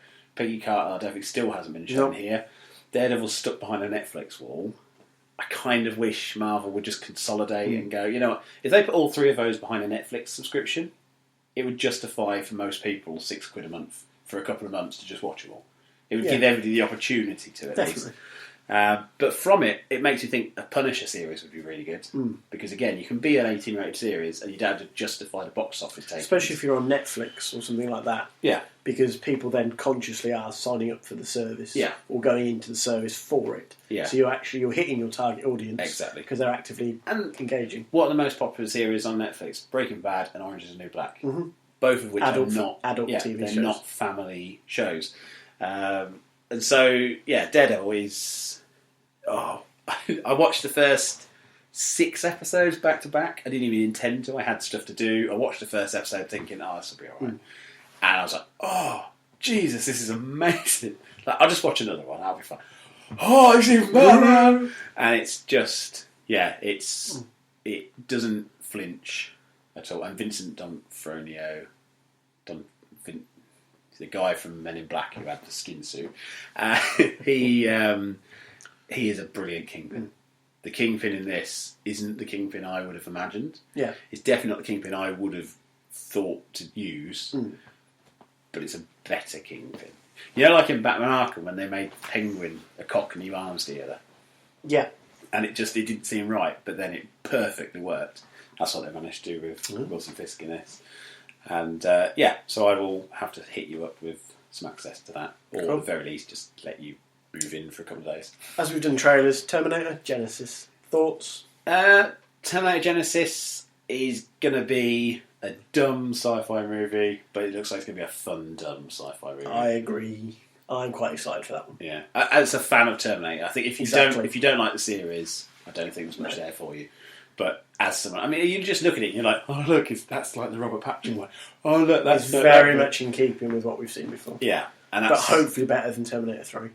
It wasn't that good. It wasn't that good. It was okay, but I still watch it. Yeah, it's not a terrible movie. No, there hasn't been a bad Terminator movie because the concept is good. Like just this idea of a war against the machines, and also the Terminator endoskeleton for the T-800 is just iconic, brilliant. Like Stan Winston Studios did a brilliant job of designing something that has lasted, and you just have to see that one eye, like nothing else. You just see that red glowing eye. You look at if I look at that, I'm going to be thinking of Terminator. Just the power, the standby light on the telly. That is, listeners. I sometimes think the TV is going to kill me. but there you go. What about Mad Max? Is it in Mad Max yet? I haven't got around to watching it. Okay, I'm quite excited for I won't spoil that, so. But the "Oh What a Lovely Day" is the tagline. That is spoken by Nicholas Holt's character, and I hadn't recognised him until I knew he was in it, and then watched the trailer again. And it's the new trailer is absolutely mental. The first one was pretty mental. This one manages to ramp it up a bit more. I've always liked Mad Max films, even beyond Thunderdome, despite everything. Again, it's like Fallout, really. It's Fallout with cars, and I can't wait for it. I really cannot wait for this. Having the George Miller back as well means a lot. The trailer seems to make it tie in more with Mad Max 2. Yes. Is that fair? Yep. Well, Mad Max 2, I think, was... Mad Max 1 was like the low-budget indie Australian almost like film. A completely separate film in a way. Yeah. It's kind of like one was a very realistic revenge movie. Yeah. And then the second one was a big sci-fi movie. And, it's got a thing. I will tell you a film, I don't know if you've heard of it, but if you haven't heard of it, now you have. You will hear of it. Love and Mercy. Right. With Nicholas... what's his name? John Cusack. Nicholas Cage, I was going to say. John Cusack. He plays Brian Wilson from Beach Boys. It's the biopic of Brian Wilson. And I will definitely be looking out for that. It's him I'd missed in that. the early days, because he obviously had a lot wrong with him. And Paul Giamatti plays his kind of the person paid to keep him on the straight and narrow. Yeah. And it's about Brian Wilson's relationship in later life, but also a lot of the early stuff about when they put together their music. And knowing you're a fan of the Beach Boys, it is one to look out for. It's out in June, I think. Keep my ear to the ground. If it's out locally, we'll have to go and see it together. Definitely. As mutual friends of the Beach Boys. Sounds like he's friends with Dorothy. Yeah, we're as mutual friends of the Beach Boys. Oh, we are instant celebrities. But yeah, that I watched the trailer for that today. I had no idea about it existing. And probably within about 10 seconds, I was like, oh my God, because I love John Cusack as an actor. Grosse Pointe Blank is in my top 10 ever films. And the idea of him as Brian Wilson is quite exciting. Also, because it's a story that should be told. So there we go. I saw a trailer yesterday when I went to see Fast and Furious 7 for Royal Night Out, I think it's called. Right. Which is apparently based on a true story. I meant to look into it because I can't believe it's a true story. Okay. But on VE Day... Right. About the Queen... Yeah, Elizabeth and Margaret go out for a party. I've seen snippets of bits about it. So. It seems, in my head, like it seems plausible because after watching the King's Speech, you see a little bit more of the thing. But as people who are used to viewing the royals in a very staunch and very kind of straight way, to have this idea that they just went off on this one night out of adventure, it doesn't seem like what Queen Elizabeth II would have done. But it's quite exciting, and if it's true, I mean, I will look into it. But I can't. If we see any heads on spikes outside Windsor Castle, we'll know it was all made up bullshit and lies. It's just bizarre. But I like the fact that could have happened. And for the people who don't know. Basically on VE Day, the two princesses go out for a party incognito and get separated from their chaperones and end up with two military guys. And it looks like it could be very interesting. The bit that interested me the most, actually, was seeing Britain on VE Day. Yeah. Because obviously that, for us, you very often see in kind of... We have street parties and stuff and everyone's waving flags, but... I'd like to see a film that's actually showing the celebration on the streets after so many years of horror and bombing and everything else. I mean, to see that joy, I'd quite like to see that on film. Anyway, that wasn't really news then, was it? It was like trailer review. It was. It's like we've lost the news. There you go. Just staring at me. Right. You did a bit with Dalek. I did do a bit with Dalek. Now, I don't know if we're going to use this or not, because Okay. the audio is pretty shoddy, but I'm going to now go away. In the next 5 minutes, I'm going to chop some audio together and see what I can make of it. But it was recorded on Easter weekend. I was playing a ball game with my kids, he was having a barbecue with his family, and we both buggered off and did a podcast, or a little bit of a podcast. So this is that little bit of that podcast. Hello. Sorry to keep you waiting. I was just in the middle of a family barbecue. Oh, no, that's absolutely fine. I apologise for having a family board game. Bloody families. Yes, it's miserable grey, overcast and cold, so of course they're out the back having a barbecue. Yeah, well, it's the That's British way. Yeah. It's the British way. Yeah, it's somewhat essential. Dragging your crying children along a grey concrete sea walk. Yeah. Shouting, it's character building, damn it. Yeah, it's bracing. It's good for you. It'll clear your lungs out. Or it doesn't matter if you've got pneumonia. A walk by the seafront, the sea air will help you. Yeah, because sea air is known for its healing qualities. That's why there's so many old folks' homes at the coast. The abrasives will clear your lungs out of lungs. Yeah, and because that's where the problem lies. Get rid of the lung, and then you don't have a lung disease anymore. Yeah. You can't have a pulmonary disorder without pull. Exactly. Something. Yeah. So, I'm assuming we're using all of this. Yeah, well, it's good. It's solid gold, Dalek. Solid gold. It hasn't been this good since the days when Dr. Hamhock could be bothered. Hasn't been that good since then. Why aren't we on the proper radio yet? Mostly because we haven't abused children, or been. Oh yeah. That seems to be the one qualifying feature from anybody between 1968 and 1984. So I do think that maybe that's part of the job interview application process. They just do a CRB check. If you pass it, you don't get the job.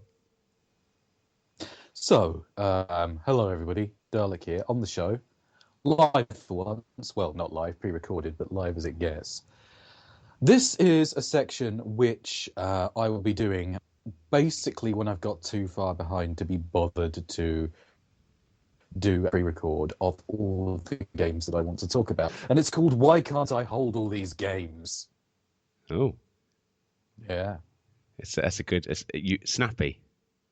Thank you. I think so. You talk for a second about Bloodborne while I have a drink. Okay. Bloodborne, a game I haven't played, but a game that I really bloody want to, even though I know it will depress me and make me miserable and result in me having to spend £410 to get a console and a copy of the game and some adult-sized nappies. But, From Software, they have an ethos, they stick to it, and now they seem to be getting the kudos that they deserve, which is nice. When you find a game that people are finding crucifyingly difficult, and then people are saying, but this is the best thing I've ever played, that's only a good thing for gaming. Getting back to the days of Mega Man. I don't find it crucifyingly difficult. There's nothing in it to compare to the previous games.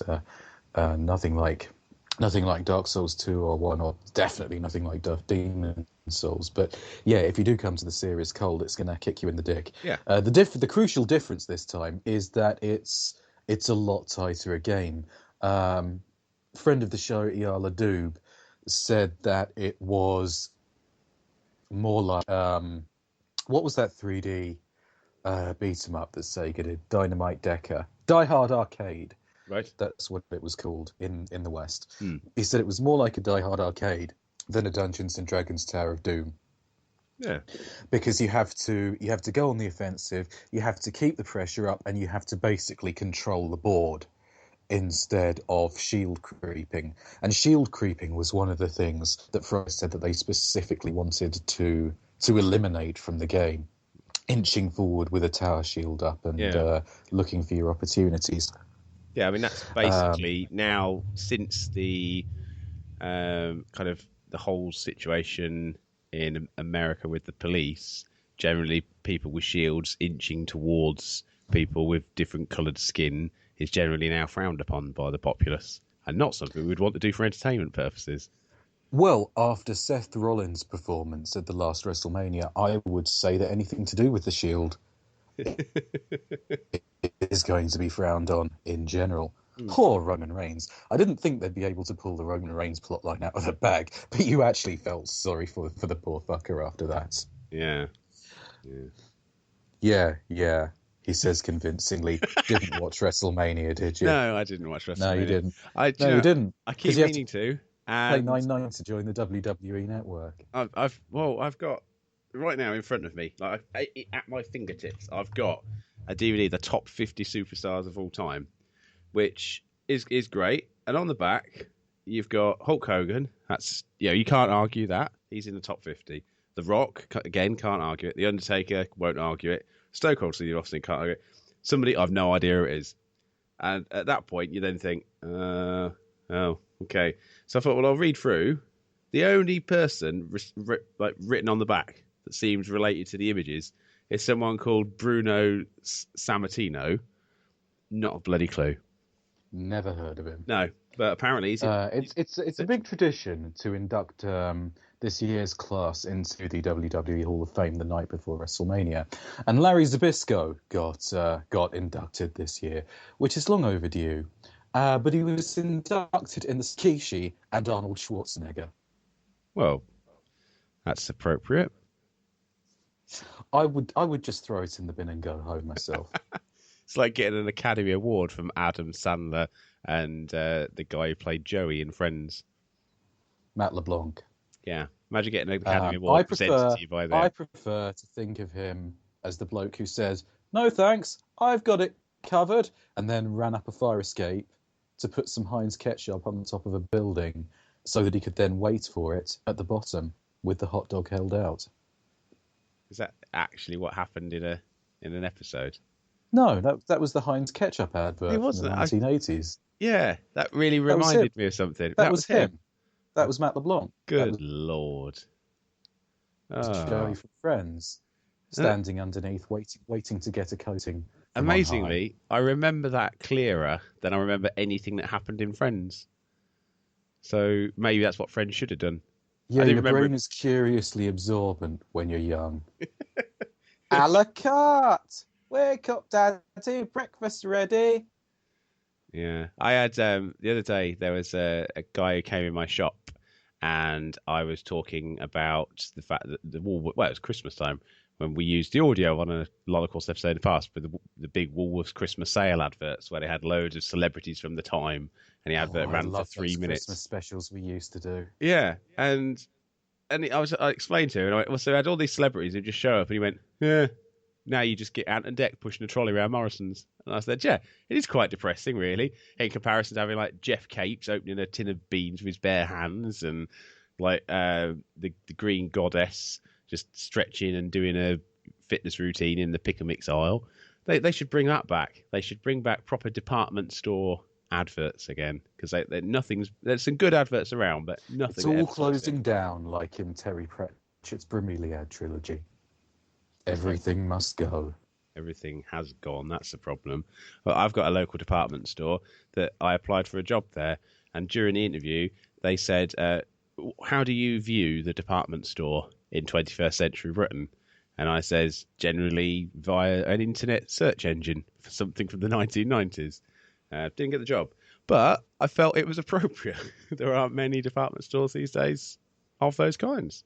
Probably not the best way to go around getting a job, but I thought it was accurate. Apparently, being stood in one at the time somewhat makes the joke not stick quite as well. But they wanted to stop everything. He was expecting me to say, like, "Are you being served?" And he go, but things have changed. And the problem is now you just don't get served. Whereas then they had frequent staff members walking around who would be willing to help. Now there's just people straightening some boxes and having a coffee break. So moving on to the second game on my list. Hotline Miami 2, Wrong Number. Yeah. You played this one? I have played this one, which is nice. Nice is not a word you use with Hotline Miami games.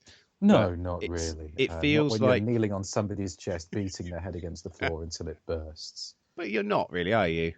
I mean, you are, but it's not graphically disgusting. No, but that's why it's more disgusting. Yeah. Because it makes your mind do all the work. Exactly, like good horror films of the 70s. It's exactly the same principle. Or And good survival horror games. good what? Good horror films of the Good 70s. survival horror games. Well, Yes. yeah, Good survival horror games yeah. make your imagination do the They work. can. That is why Silent Hill was always better when you couldn't see, in my opinion. Did you know that the HD compilation took the fog effects out? I did. And I also know that Konami was so bothered by the fact that Microsoft wanted them to pay £50,000 to patch the 360 version, but they hadn't sold enough copies to have made £50,000 in the first place. So they just sent out an apology and offered people a free Konami game, which is not really a way of dealing with things. Just like, And they also completely re-recorded the voice track.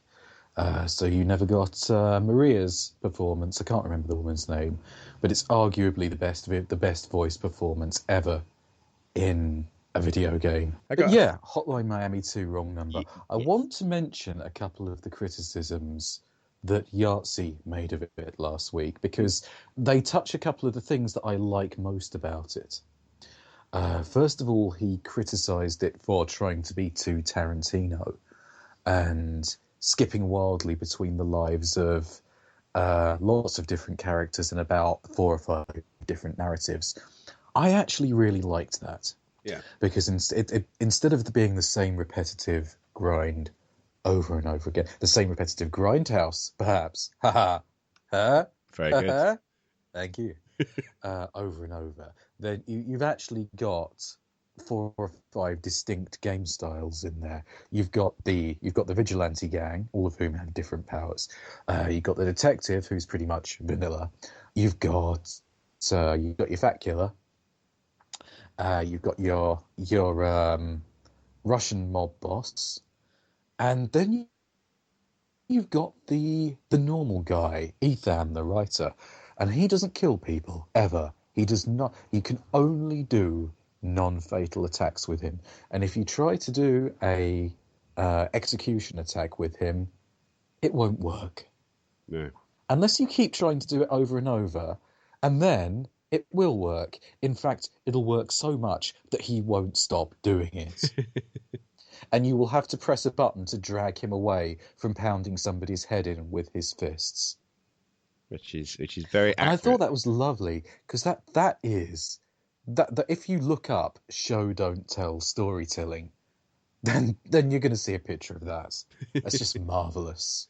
And again, it's a very true. I mean, the whole Hotline Miami series does a really good job of looking about what inherent violence is, and having a character who snaps is better than having a character who can just casually commit acts of violence, because it's more accurate.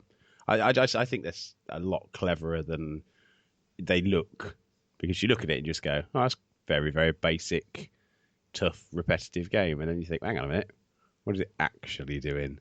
And it's I think Hotline Miami gets dismissed quite a bit because people look at it and say, oh, it's one of those quote unquote clever games.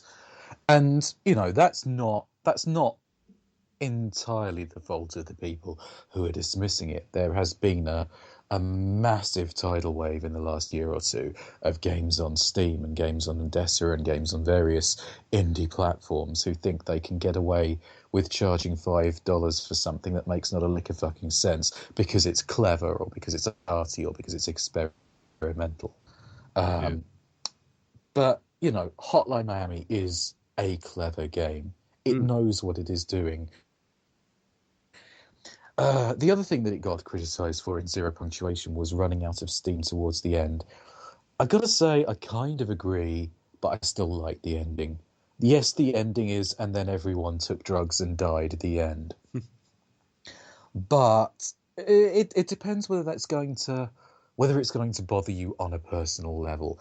It does kind of say to you that they cared more about telling their story than giving you a satisfying experience. But, if you're a big boy and you watch things and read books and, are capable of coming away from something without saying, well, that wasn't made specifically for me, therefore it was rubbish, then, if you're capable of interpreting something on its own as a piece of art, I don't think you're going to feel threatened by it. No. I always, whenever someone says to me about this sort of ending in a game, I always refer to Train Spotting and Shallow Grave and say that they're two films that have completely unsatisfying endings in many respects, in the sense that it's terrible people doing terrible things by a situation that kind of feels justified. But, at the end of the Train Spotting, you've got characters in prison, you've got characters who are left in depression, you've got characters addicted to drugs, you've got people who died, and you've got one guy who just casually gets away with it. And that's not a big Hollywood ending. You don't need that great big, oh, look, them riding off into the sunset while some credits scroll up. It doesn't have to be that every time. And I don't want that from games. I like it when a game will just go, that's the story, like it or not. It's a better way of doing it. I think every game should end its story with a bloke that just walks up to the says, and that was that, and dusts his hands off and walks off into the darkness, and then it fades to black, and then your console resets and deletes the game. I'd quite like it if that like you play a really violent game, and then right at the very end it went, do you know who the worst person really was? And then the Kinect camera turns on and it just shows you on screen. All the moments where you were like grimacing in pure bloodlust delight, and it goes, look at you, look at what you're capable of. We just gave you a bunch of pixels. That look would, what you that did would with actually them. work if it could film you and use whatever recognition software it is that Chat Roulette uses to recognise pictures of cocks.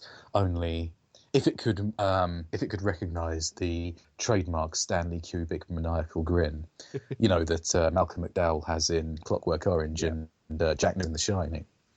If it could just save all those pictures and then just show them to you at the end of the game, and say you were the monster all along. And then it would, and then you just get a text message on the screen saying, and then Bouncy was a monster's. And then it would fade to black, and your console would reset, and it would delete the game. That was a little podcast. That was a little bit of a podcast. Right, your bit. My bit. I did. That's completely accurate. On Eurogamer, I saw a piece about a new Bitmap Brothers book, basically one of these coffee table books that's coming out. This is from the people who did the Central Software and the Mega Drive book, isn't it? I believe so. And a Kickstarter in it, again? I think so as well, They did the last two. And I just sort of skimmed over it because it caught my eye because it's Bitmap Brothers, who I will forever associate with Speedball. Yep. Which a lot of people could probably Ice cream! Ice cream! So obviously they're bringing out a book, the artwork, things like that, as you said, trying to Kickstarter it, but it was coming in at £30.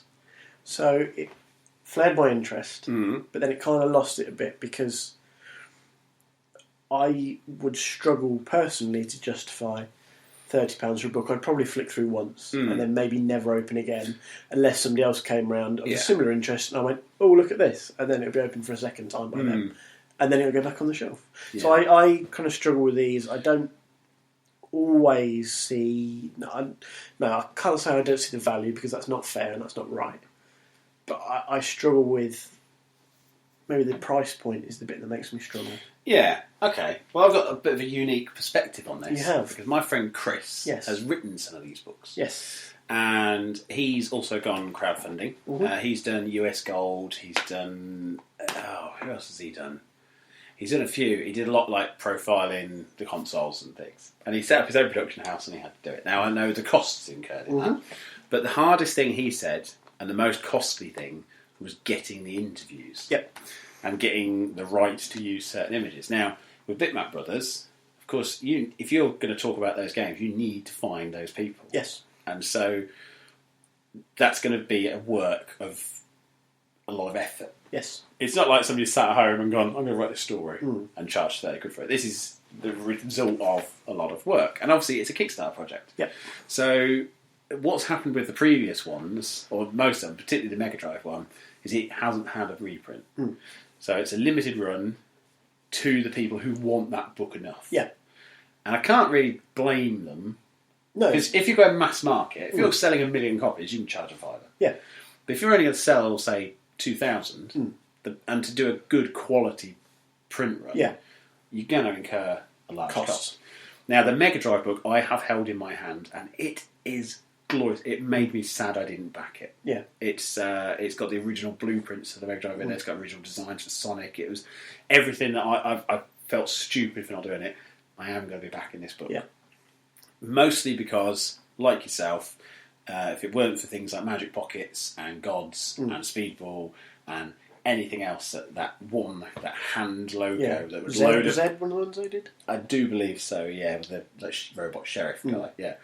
I used to go around my uncle's and he had an Amiga and he would load a game up while I was taking my shoes off. And if I saw that black and white hand logo, I knew I was getting a good game. Didn't matter what that game was, it was going to be a good game.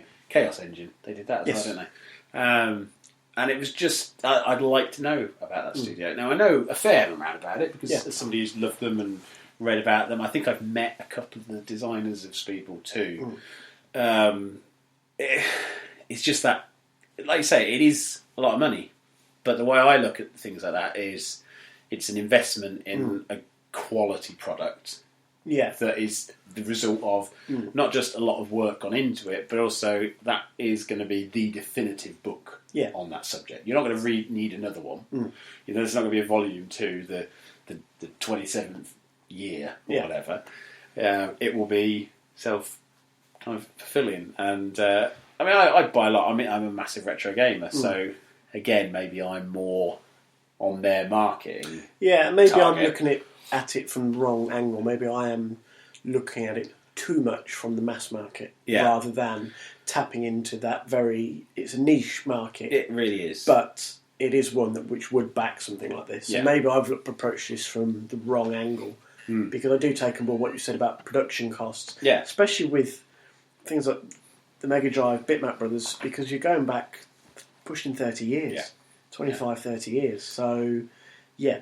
There is a lot of work goes in there, a lot of time, finding the right people, because some of them aren't going to be easy to track down. No, I mean, a lot of them aren't in the industry anymore. Yeah. One guy who I interviewed a couple of years ago who used to work for Bullfrog, worked on the Dungeon Keeper games.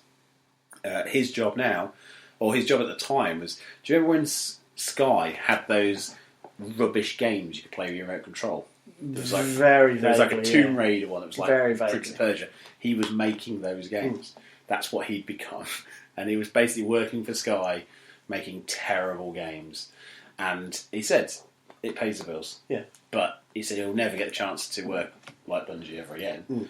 And so he might as well just take a job that pays the money because he's not going to have that opportunity. Yeah. And it was heartbreaking to think that somebody who worked on one of my favourite ever games was now just working something just for the job. Yeah. It was awful.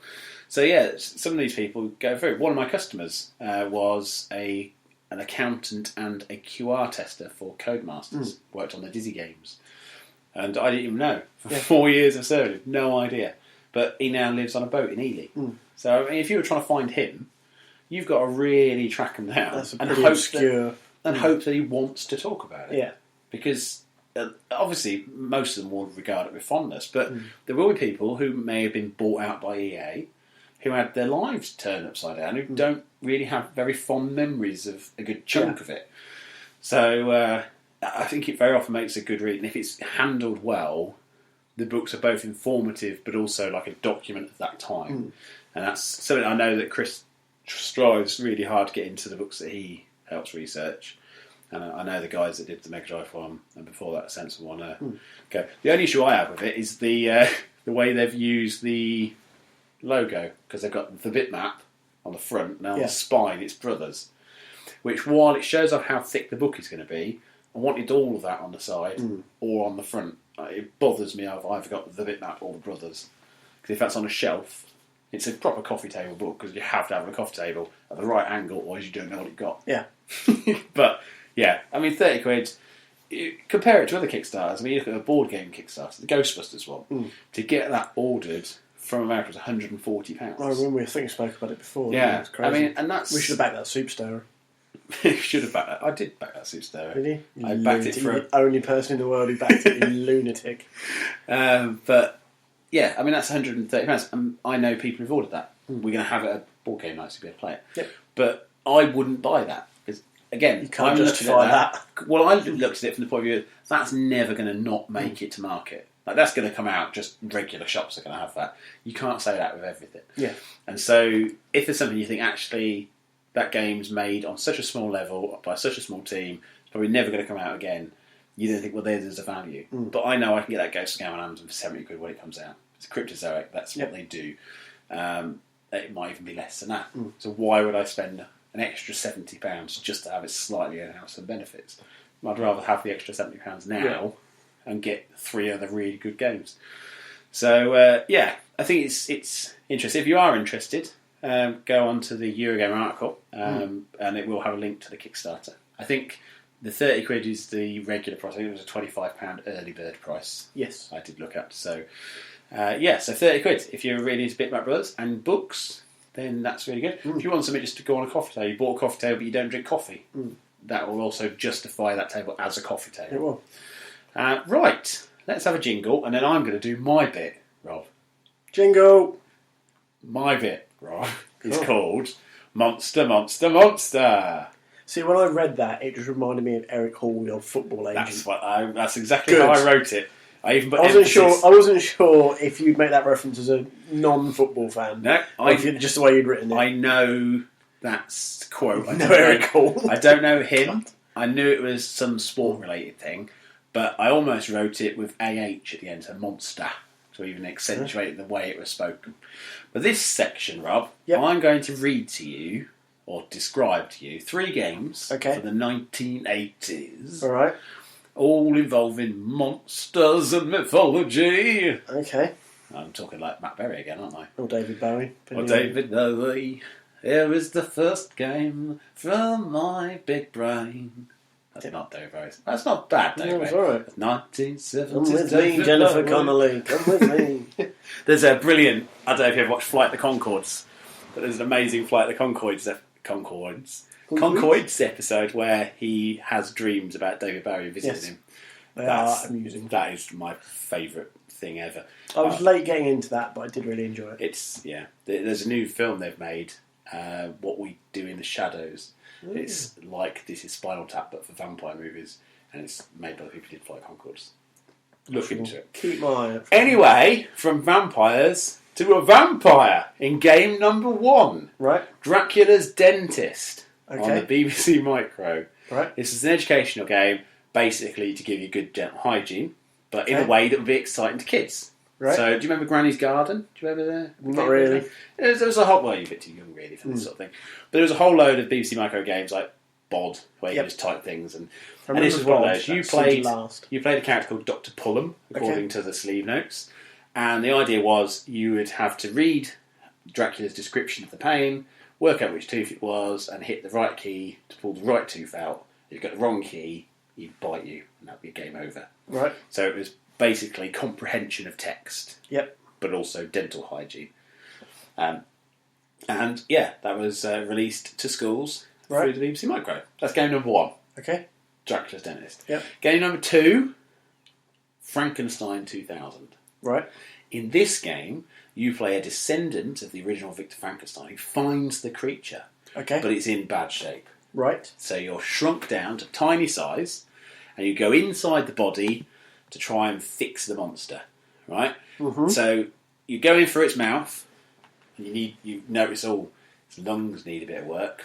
So you go down his throat, and what's in there? A load of frogs. Right. So you got to dodge all the frogs. You got to get into his lung. What's in the lung? A load of fag packets. Right. So you're dodging all the fag packets, and you restart that lung. And you basically go through and you're fixing all the different parts. And that was released on the Acorn Electron. Okay. Frankenstein 2000. The third and final game in this selection, Mermaid Madness. Right. You play a guy who is beset upon by a very ugly mermaid. I think her name might have been Myrtle. We'll call her Myrtle the Mermaid. And she's so ugly, she's said to have a face that sank 1,000 ships. Right. The only way to survive is to strap on your scuba gear, find some hidden treasure, and drink bottles of stout. Right. That was released limited in the UK and refused to release elsewhere because it promoted alcohol. Okay. So, Dracula's Dentist. Yep. Frankenstein 2000. Mermaid Madness. Which of those was not a real game? I'm going for the first one, Dracula's Dentist. Dracula's Dentist. You're correct, Rob. Oh, Well done. The other two were proper games. I own both of them. Oh. The Acorn Electron and Frankenstein 2000 was the first game I ever played. See, I wondered about the Frankenstein one when you said fag packets in the lungs. Because I can understand the smoking link, but it's just the way you got to dodge fag packets. It just seemed a little bit mental. It is properly meant that whole game. Like going for the throat, there's a load of frogs. It just... Frog in the throat was brilliant. Yeah. That's a great piece of design there. But fag packets, I mean, that was a good... Don't smoke. This is what happens. You will swallow the fag packets and they'll end up stuck in your lungs. Yeah, and they're only tiny. Little man. I think they actually said SIGs on them. And a packet was open and one was sticking out a little bit, like when they go... Like a little walkie-talkie. They were just going up and down, you had to go past them. But it was a good idea, and it was a good kind of promoted good health. And the Mermaid Madness thing was just... It just sounded like some lunacy somebody made in the bedroom. It really was. Yeah. The software house was... I remember looking at the case for it the other day, because I was trying to work out... I can't remember his name, but it was something like Plundering Pete. But the software house was such and such software... 3 Lakefield Terrace. It was just somebody's house. I love that about the Spectrum days. So it's like, send 50p on the back of an envelope and to this address and we'll send you a tape. But, so well done. You win a prize. You win this. Wow. There we go. Right. I can never speak of this again because the people at home simply will not believe Gav the will awesomeness of this be prize. annoyed that he's only got a code for Inside Hockey, Awesome. which is a very good game. Are you enjoying it still? Yes. I meant to talk about that earlier. Yeah. It's still... Yeah, I'm still taking over it. We said it before. It's early days. Football Manager, ice hockey. It's good. It's nice. It's still very much in beta phase, but they have released a patch which has improved on a few bits and pieces. So I thought you meant so you could be pirates. Yeah, an eye patch. Yeah, so you could be the Peterborough Pirates. That was almost like they aimed that directly at you. So, and in fact, my colleague at the US office, he rang yesterday, talked about something else. He was like. And the way he started the conversation is like, hi, first question, are Peterborough United any good? No, Jason, they're not. Why? Oh, right. Well, I've bought Football Manager. Which is quite random for a guy from the middle of Michigan.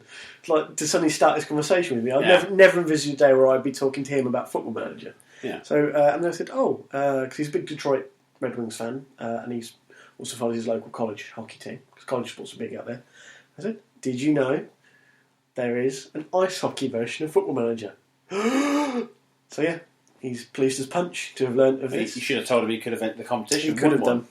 Go on, what did you say? Oh, Jason. Jason. There you go, Jason. You could have won. He's not listening, is he? Probably not. No. Big play time. Big play. Now, Lego Dimensions was announced this week. Yes. It's bloody exciting, but it's going to kill my wallet. It's a good job I'm trying to get a new job. I'm going to need it. At Lego. Well, the starter pack for this, the retail price is £99.99. Wow. Which is a lot of money for what is essentially three minifigs, a vehicle, and a portal, and a game. But it's basically Skylanders, but Lego. Now, they've been talking to this now actually, there is a genre for this now. Toys to Life. Right. The genre. Basically, this is a Lego one, which follows on a little bit from the film. Okay. Because you've got Batman, who was in the film. You've got Wildstyle, who was obviously from the film. Yep. And Gandalf, who was in the film as a master builder. Yes. But also the film had Middle Zealand. Yes, which it was did. Obviously, so that's all fitting in well there. But they have said that any Lego world, past or present, and future, can be represented in this game. Okay. So we already know Wizard of Oz. Okay. Which I wasn't aware there was a lot of Lego for. No, I don't remember it particularly well. I do know now. Maybe it's like kind of anybody can do it. Yep. Or maybe it's an American set I didn't know about. Back to the Future. There is a Back to the Future add-on pack which gives you missions, Martin McFly minifig of the DeLorean and a hoverboard. Okay. Which is quite cool. And you can mix anything into anything. Okay. So you can put Martin McFly in the Batmobile. Right. If you want. So that's got a lot of potential to it. What we asked on Big Plate this week was what Lego worlds would you like to see in a game? Would you like to run us through? We had a couple of answers. I've put them on the running order there for you. Look at that. So you have. Aren't you, Chris? And I put their Twitter handles. You have. Right, so at the Loopcasters have suggested Magnetrons, Robin Hood, and Pirates. Now, being a bit of a Lego aficionado, Don't you know? that dates that contribution very clearly to the very early 80s. See, I'd be with him on Pirates from my childhood. The Pirates was the back end of these three. Yep. The Magnetrons were... I don't remember Magnetrons. They were in the space sets. Right. So the space came out just about the same time as the Pirates. Yep. Maybe a little bit earlier. So I remember the space. I remember the little blue astronaut man. Yeah. Again, he was in the Lego movie, and like, hey, I remember him. The Magnetrons, they were people who had an M on them. Right. And it was M-trons. Right. But they were generally the Magnetrons. And they were... I can't remember if they were a bad guy or whether they were just like another faction. It was a bit weird, but they weren't a massive range, and they're obviously not around now. But even the Pirates got discontinued. And the Robin Hood came out around the same time, sort of early 90s, with they had this kind of very plain-looking Robin Hood set. But that would be quite good. I'd quite like those. Obviously, Pirates has got potential. Yes, 100% there on the Pirates. And we've had Lego Pirates of the Caribbean, so they could have a mixture of the old school Lego Pirates and tie in there. Yep. Which would be quite good. Cool. Postman Gav, all the Legos, fuck Mega Bloks. Yeah, now... First, I took offence to this on Twitter. I don't know if you saw me having to go at him. Because he said fuck. Legos. Oh. He said he was catering for our American listeners. I don't want him to cater for our American listeners. He's just like a postman, not thinking about who he's supposed to be dealing with. Let's just try cross-sell the other products. Legos. It does annoy me. You look quite annoyed, actually. Do you know what? There was an episode of Family Guy once where they were talking about... He went around his house. I think it was when he punched the teenage boy. Yeah, He was and it was bullying his son. Yeah, and that was. Oh, cool, Legos! Yeah, and that bothers me so much. It's like, I don't understand why they have a problem with not pluralising things. So, anybody refers to things as Legos, it gets me. Also, if they don't uppercase the Lego, you'll notice on that running order it is correct in how it is written. It is an uppercase for every letter. But there you go. But also his disdain towards Mega Bloks is also upsetting because there have been some very good Mega Bloks exclusive Marvel sets. Bastard. I think the Despicable Me is also a Mega Bloks exclusive. Well, that's probably why he doesn't like it. He doesn't like the fact that somebody's made a Gru one and he doesn't get a commission. Who else have we got? John from Basingstoke, who apparently doesn't understand Twitter, so he emailed us. No, he got the tweet and then emailed us. I think because I'd also... People can email us, Bouncy. They can, but I said messages about using the hashtag BigPlay, and I think he read the tweet that said about where to email your entries, so I think he got confused. But what did he say? He said turtles, space, and turtles in space. Which is good. Yeah. I'd like to see the turtles in space. But the turtles set was good, so that could be a lot of potential. SpongeBob as well. Someone suggested SpongeBob today. In the shop when I was talking about it because they had a set recently. Simpsons as well has been recently had some sets. They have. So that could be quite interesting to have in there. I remember, again, this is a nostalgic one, the Knights. Yes. I would like, again, for nostalgia purposes, to see that in there. Pirates and medieval, shall we say. This is it. I mean, and that's the idea of it, I think, is that I'd also like to see the Duplo dimension. Just because obviously the ending of the film, that could be quite nice if they had a little version of that. And I don't want the Lego movie to be a dimension. I want those characters to be cross-dimensional. So if the city was a dimension, I wouldn't have a problem with that. No, because that would be it is in the film, isn't it? Because they smash through the wall. Exactly. So that's in keeping with. I just don't want a Lego movie dimension. Yeah, it needs to be. That's Lego City, that's Cloud Cuckoo Land. Yep. Cloud Cuckoo Land could almost be a hub world. But I'm quite excited about this. I will be buying it. Suli Spa suggested that maybe they could give you 90% off if you buy everything at launch.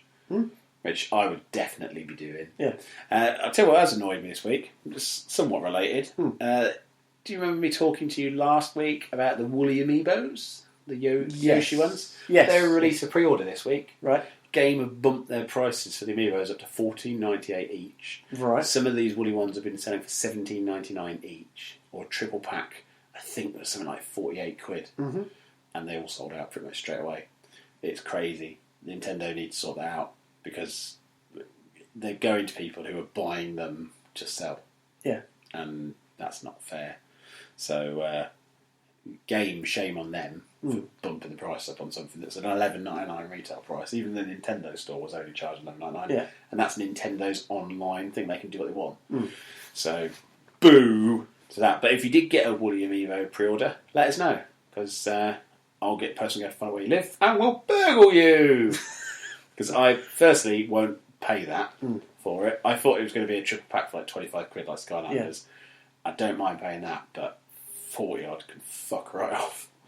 I agree. So look out on Twitter for next week's Big Plate question. Thank you to the Loopcast, which is a good podcast if you're looking for a podcast to fill the void. True. So Infinite Loopcast is quite good, as is the other one that you listen to. The 2-player cast that I talked about before. Give a bit of a shout out to Ian and Nicole. They're going from strength to strength on episode 4, and it's very good. This week they were talking about Temple of Osiris, the new Tomb Raider game. Yeah. But yeah, I quite like it because it's nice to hear a kind of a couples podcast where the couple's not really annoying. Because sometimes that can be a bit too introverted and too many in-jokes or just irritating. And they're not, which is good. I almost tweeted them today because I was in the bath listening to it with my phone in one hand and my flannel in another.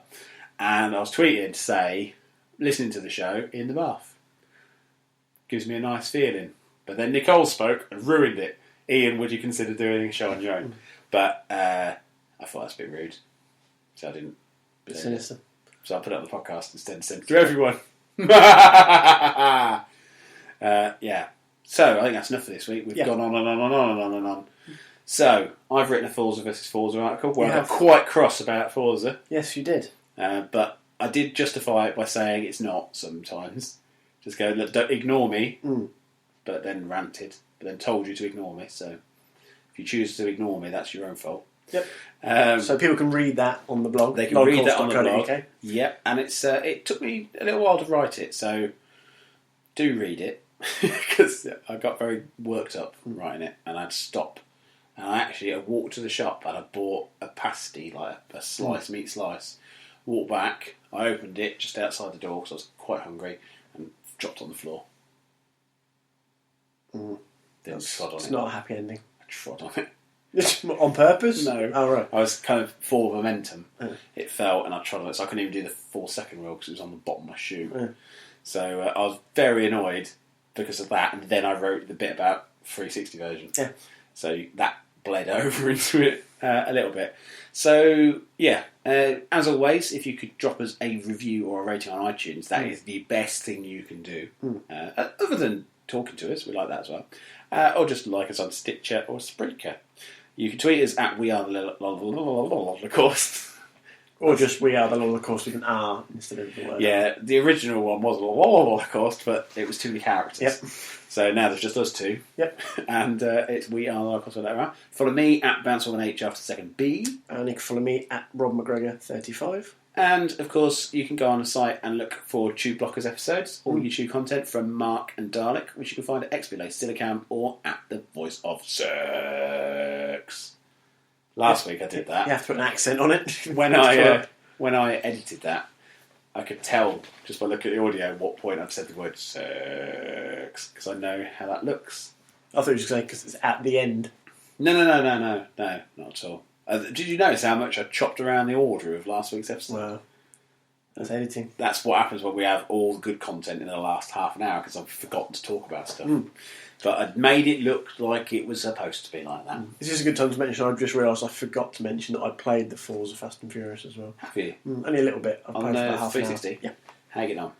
It's okay. Yeah. You're doing it the right way around. I'm not a big racing game fan. No. So I kind of like that whole story time thing. It was. Yeah. I'll dip in and out of it. Yeah. The annoying thing is, it is a really good little thing. I just played it the wrong way around. Yeah. It's like I say, it's the haves and have-nots. It's hard to go from one to the other. I can't remember the analogy. Did I go something like going from a basic microwave lasagna from Frozen to get after having like a 4-star chef? It is basically that is the issue. And I did think while writing it, I did think, is it just me being like a console snob? But I just think it is a case of You being a console no, there's a notable drop. I was somebody actually was on here. Let me find on the Twitter account who messages about the article. So obviously somebody's read it, which is nice. Thanks to that person there. Where are we? Oh no, I don't want my events calendar. Nothing on that, I tell you.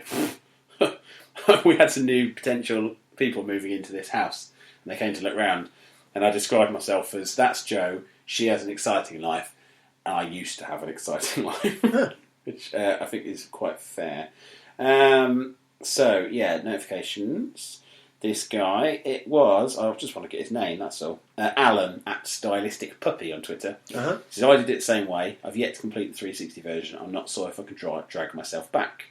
He thinks that the first Forza Horizon game on 360 had better visuals and that the cars handled better on that as well.